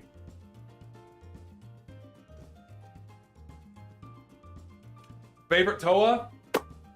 Ooh, that's hard. That's a hard choice. What do I like? I've always liked Leiwa. Leiwa's chill. Leiwa's chill, but I also like Onua. Onua is like also really chill. No, yeah. Yes, I've not read the, I've not heard of heard of the LLM scourge on research papers. Apparently universities are getting flooded with AI-generated stuff. Yes, so AI-generated research papers or AI-generated homework is a fucking terrible problem in universities right now, where I would say confidently that any undergraduate class, if you ask them to write a research paper, probably 25 to 50% of them have been assisted by AI in some way. Either where the entire paper is written by AI and there's no edits, or they type a prompt and then they go back and edit what the AI spits out. To some degree, but it's still noticeable, right? It's a very serious problem. And it's not good. It is also very sad, I agree. And I think that's one flaw with the educational system, where more of the focus has been put on passing a course instead of learning the material. And if you encourage people to learn the material and spark, genuine drive in learning the material, then you wouldn't have the problem. But because these get degrees, and because a degree is more of a qualification rather than like a mark of being educated and knowledgeable about something, now all you need to do is do the bare minimum to get that piece of paper, and people think it's going to get you a job. And in some cases it does, but nowadays more so, not so much. It's very scary. That's also why I left my university. It's one of the reasons why I left my university. I don't think I've said this yet, but I left my university recently. I've become increasingly disillusioned with higher education in America, and it's been a long time coming, but I ultimately made the decision to leave. So, and also I can get a more higher paying job as well, so that's gonna be nice. I just got very tired of it all.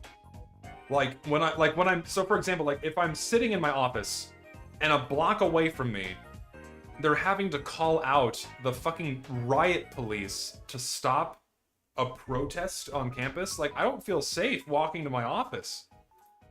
I don't want to work in that environment anymore. I don't. No thanks.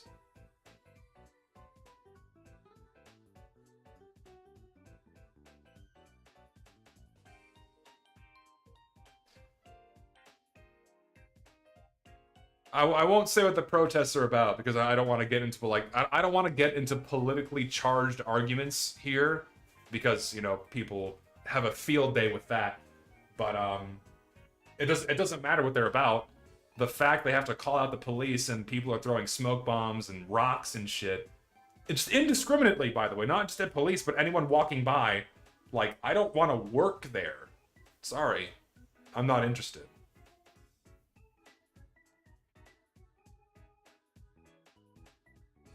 Thinking of going into a physics engineering degree, so not excited for all of that.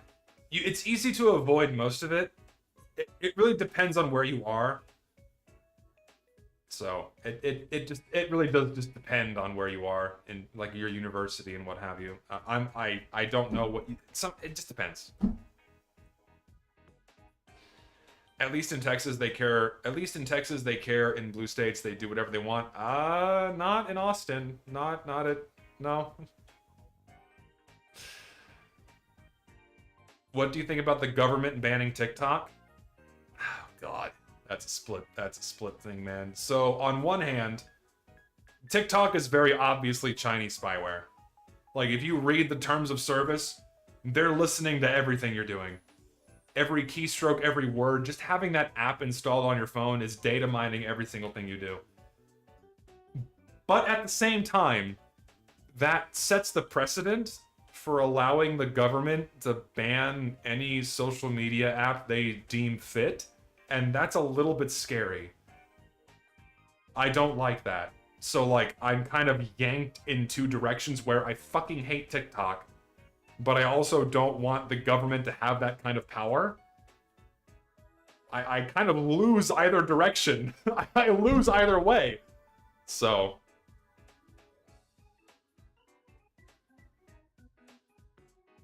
No, yeah, and that's true. Everything is spyware. You're absolutely correct. Fucking Google Chrome is spyware. Fucking Blue Archive is probably spyware on my phone. And no, yeah, and ultimately it doesn't matter. Like, but I'll put it this way. I would rather have America spying on me than China spying on me. That's just my opinion. I think I'd rather have the boys back home spying on my internet search history than China doing that. That's just me. Is any of it good? No, it's just like less bad. I think I'd rather have my neighbor spying on me than some fucking other government.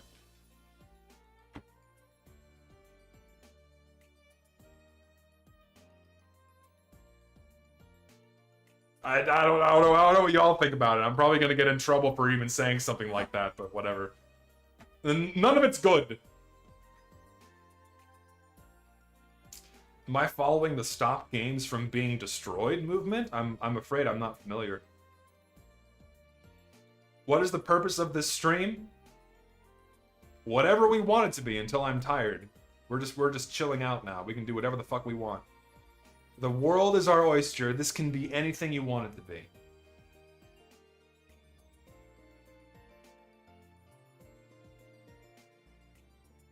Open the pit, let us call in.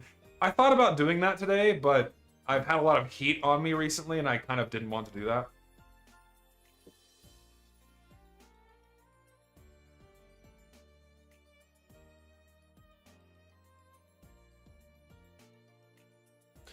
You have a large enough following where you don't have to really worry about backlash from basically harmless opinions? Not really, man. If this past winter has anything to say or show for that, someone can just call me a Nazi pedophile for having the crying emoji on an objector in TF2, and that will cause a fucking shitstorm for me, right? So I don't quite have escape velocity yet. Favorite genre of music? Probably just electronic music.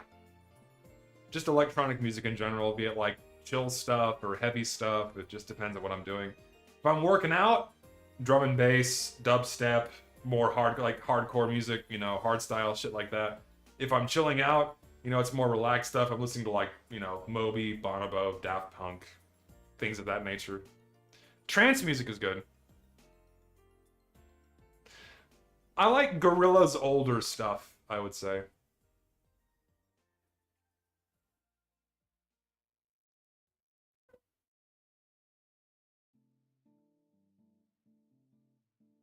Always listening to Weezer. I don't think have I heard a Weezer song before? I probably have. I probably have listened to Weezer before. I wouldn't be able to place the face to the name, if that makes sense. Will I play the new summer maps? I mean, sure, I'm gonna keep playing TF2, and whatever content they add, I'm at least gonna check it out. I don't know. I love Depeche Mode. Fucking love Depeche Mode. But no, yeah, whatever content they add to TF2, I'm still certainly going to, like, at least look at it.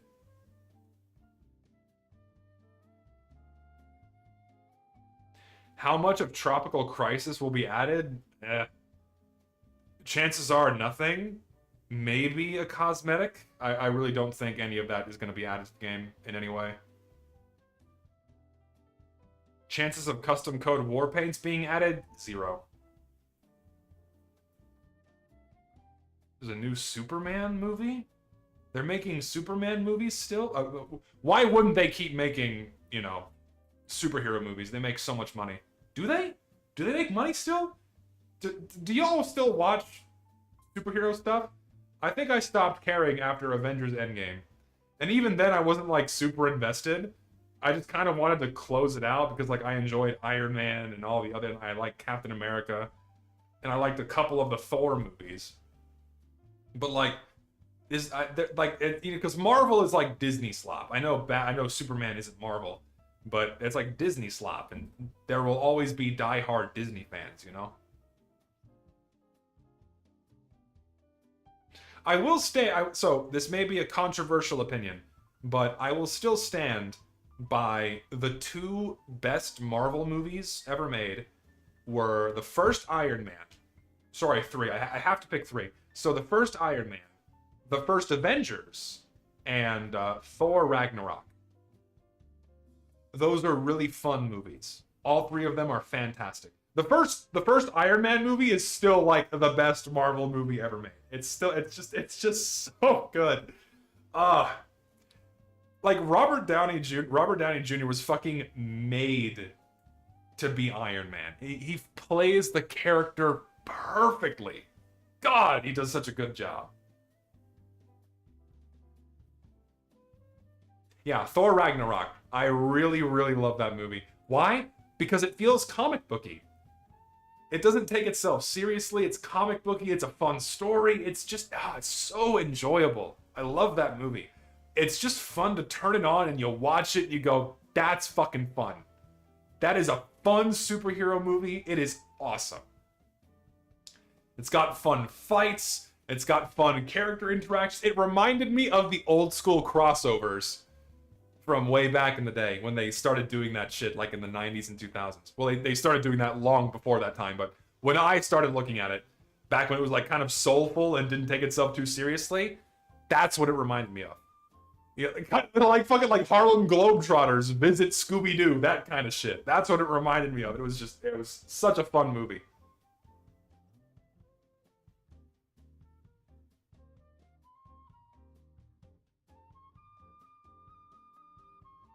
No, I like Deadpool. I saw the first one. The first Deadpool's fun. I've not seen the other ones. No, I didn't watch the Punisher series. My sister did. My sister enjoyed it. Yeah, Black Panther. Black Panther was a really good movie. Like, just... It didn't even need to have the context of Marvel to be a good movie. The same as the first Iron Man. Like, if you knew nothing about Marvel, they were good movies. Thoughts on Iron Man 3? Definitely better than Iron Man 2. It's okay. I wasn't offended by it. Yeah, the first Black Panther movie was really good. I enjoyed it.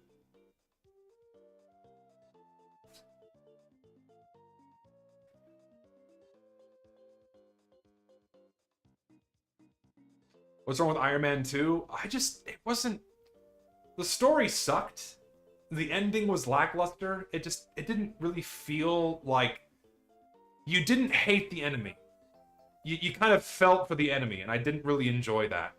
Because, like, Personally, I don't enjoy the villain motivated by something that would still be considered like a morally correct thing, or like some kind of a like revenge for being wronged kind of thing, and being genuinely wronged. That idea, it just wasn't very eventful.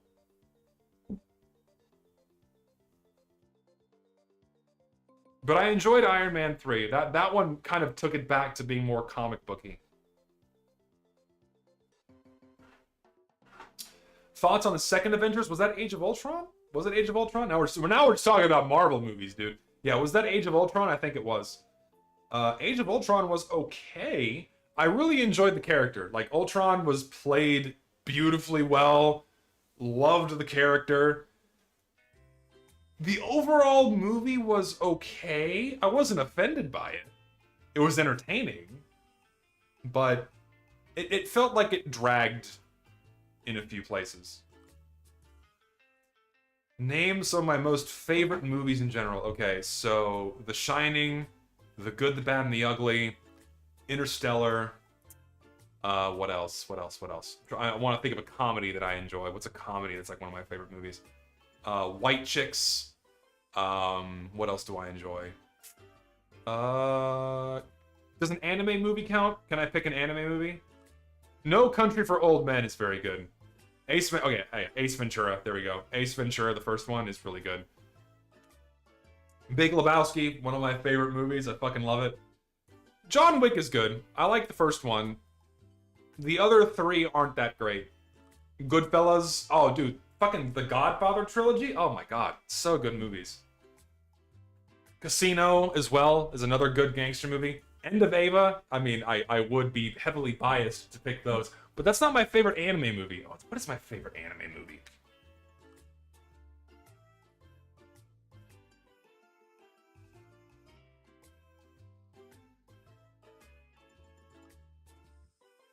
Your Name. No. Silent Voice.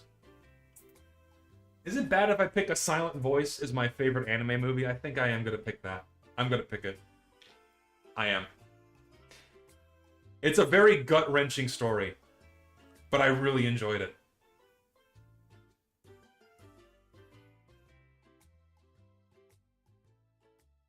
I also love Spirited Away, but I gotta pick A Silent Voice. It's very good. Akira is, I mean, can't go wrong. It's just good classic, man. Yeah, so White Chicks is a very, very painfully... dude, here's an underrated movie. So, how many of you guys have seen the Guy Ritchie movie? What was it? It was, oh my god, remind me. Oh my god, why can't I remember this fucking name of this movie? I watched it the other day. I'm having the most insane brain fart I've ever experienced. Oh my god. Ah, yeah, King Arthur, Legend of the Sword. King Arthur, Legend of the Sword. It's a newer Guy Ritchie movie. Painfully underrated. It's a really good, just simple, engaging, good versus evil action movie. It's so good! And it didn't even break even at the box office. I went back and I watched it again the other day. It's really good.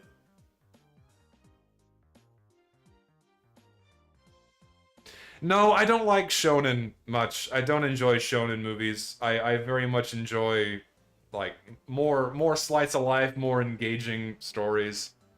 Like, I watched the Haruhi Suzumiya movie. Like, I had never seen Haruhi before. And I watched the anime recently, and I watched the movie. Really good, by the way. Highly recommend watching that anime and the movie if you've not seen it. Isekais. Yes, I saw, oh, fuck me, now I can't remember any goddamn name. I have to pull up my anime list. Hold on. Give me a second. I have to remember the fucking name of this one. It's gonna drive me mad. Give me a second. What was the fucking name of this? Thank God I started keeping track of what I've seen, otherwise I'm gonna fucking forget.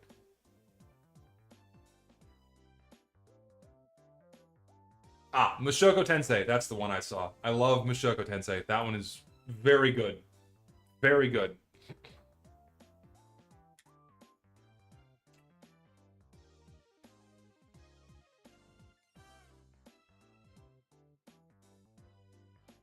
Konosuba is on the list. I've not seen it.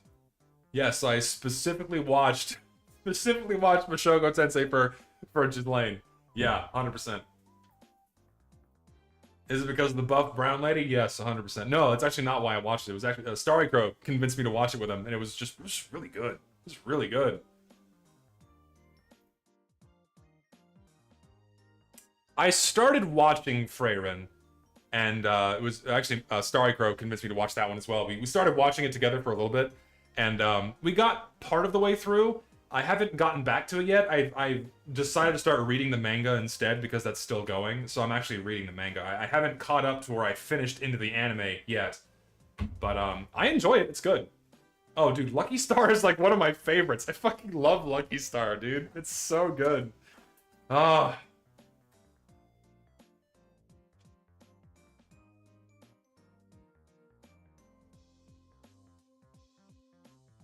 Yeah, Lucky Star is so great. But I will still stand by the best like comedy slice of life anime ever made is Nichijou. Nichijou is if Eva didn't exist, Nichijou would be my all-time favorite anime. Nothing has beat that one. Nothing's beat that one yet. Not a single title has beat Nichijou for me. It's so good. Azumanga comes second. But Nichijou is so good. I love it. It's fantastic.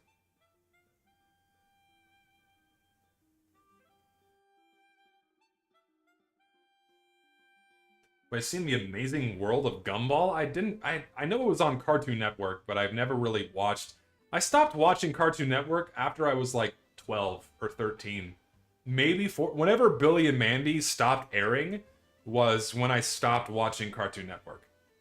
Not only because I aged out of Cartoon Network, but because there just weren't any other good shows that I enjoyed.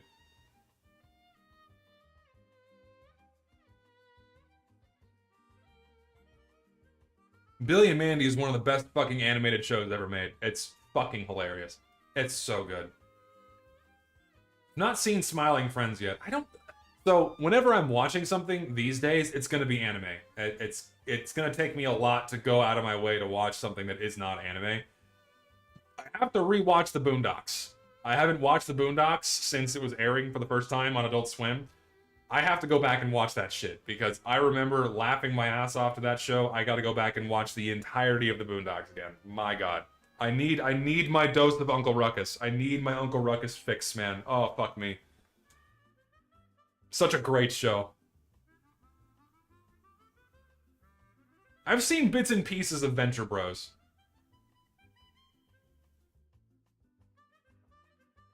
Did I watch sitcoms? I did watch a lot of Seinfeld. I watched a lot of Seinfeld, 2.5 Men, when the show was good. Home Improvement. I watched a lot of reruns of that when I was growing up.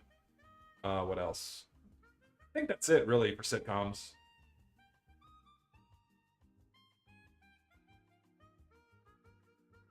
Aqua Teen Hunger Force, never really got into it. I watched it a little bit, not much. Ed, Edd n Eddy, yes, one of my favorite shows when I was a wee lad. I loved Ed, Edd n Eddy. No, I never watched How I Met Your Mother. Johnny Bravo, oh fuck yeah, classic Cartoon Network show, man. Courage the Cowardly Dog, Samurai Jack, yes, both of those.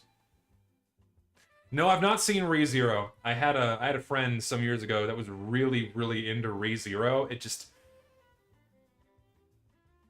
couldn't really get into it.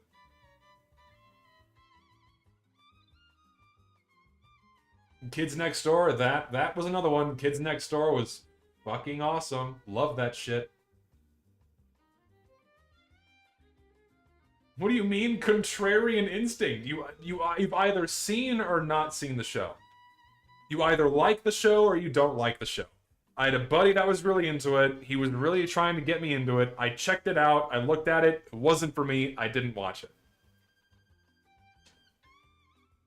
Dude, I'm gonna butcher... Bo. There we go. Fucking awesome. That was great. That was great watching it.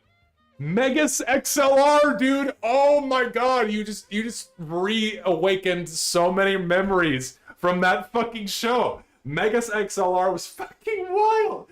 Fucking like car Cadillac mix. What? That was a fun show. Man, I needed more of that when I was younger. Yeah, Shaolin Showdown, that was a good show. I like that one too. The channel we used to watch tried to show Made in Abyss for a new kid. Ooh, Made in Abyss is fucking brutal.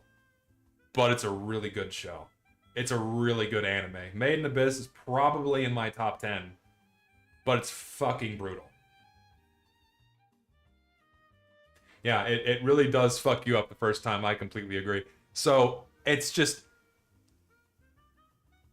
It's probably one of the most thought-provoking and engaging worlds that I've seen anime paint. It's fucking awesome. Like, I've never been more engaged with the setting of an anime.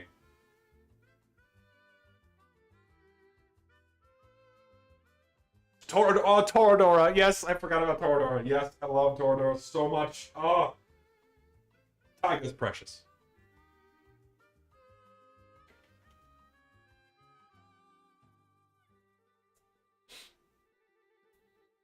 I watched, hold on.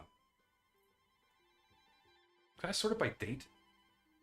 I did Non Biori recently, or not recently, I watched Non Biori, that was one I really enjoyed. Oh god. Who here has heard of Elfen Lied? Who here has heard of Elfen Lied, and have you watched it? Have you read it?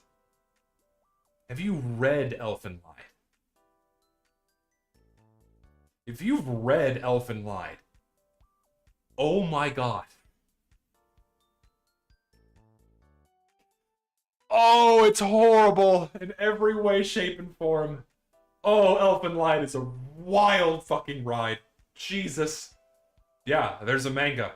There is a manga, and if you've seen the show, don't read it. It's gonna ruin it for you. It's so insane. Oh god. Oh man, yeah. Do not ruin your experience with Elfen Lied. It is truly something nuts. No, yeah, it's insane as in bad. It invokes some of the craziest shit. Madoka Magica, by the way, was the anime I watched recently that I had never seen. I actually really enjoyed Madoka Magica up until the ending. The ending sucked, but Madoka Magica was very good. Favorite Pixar movie? Incredibles. You can't... Pixar peaked with The Incredibles. It's just such a good movie. Second place, Monsters, Inc. But definitely The Incredibles.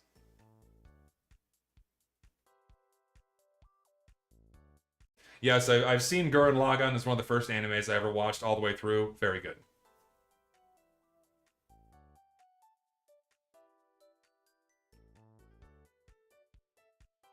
Okay, listen.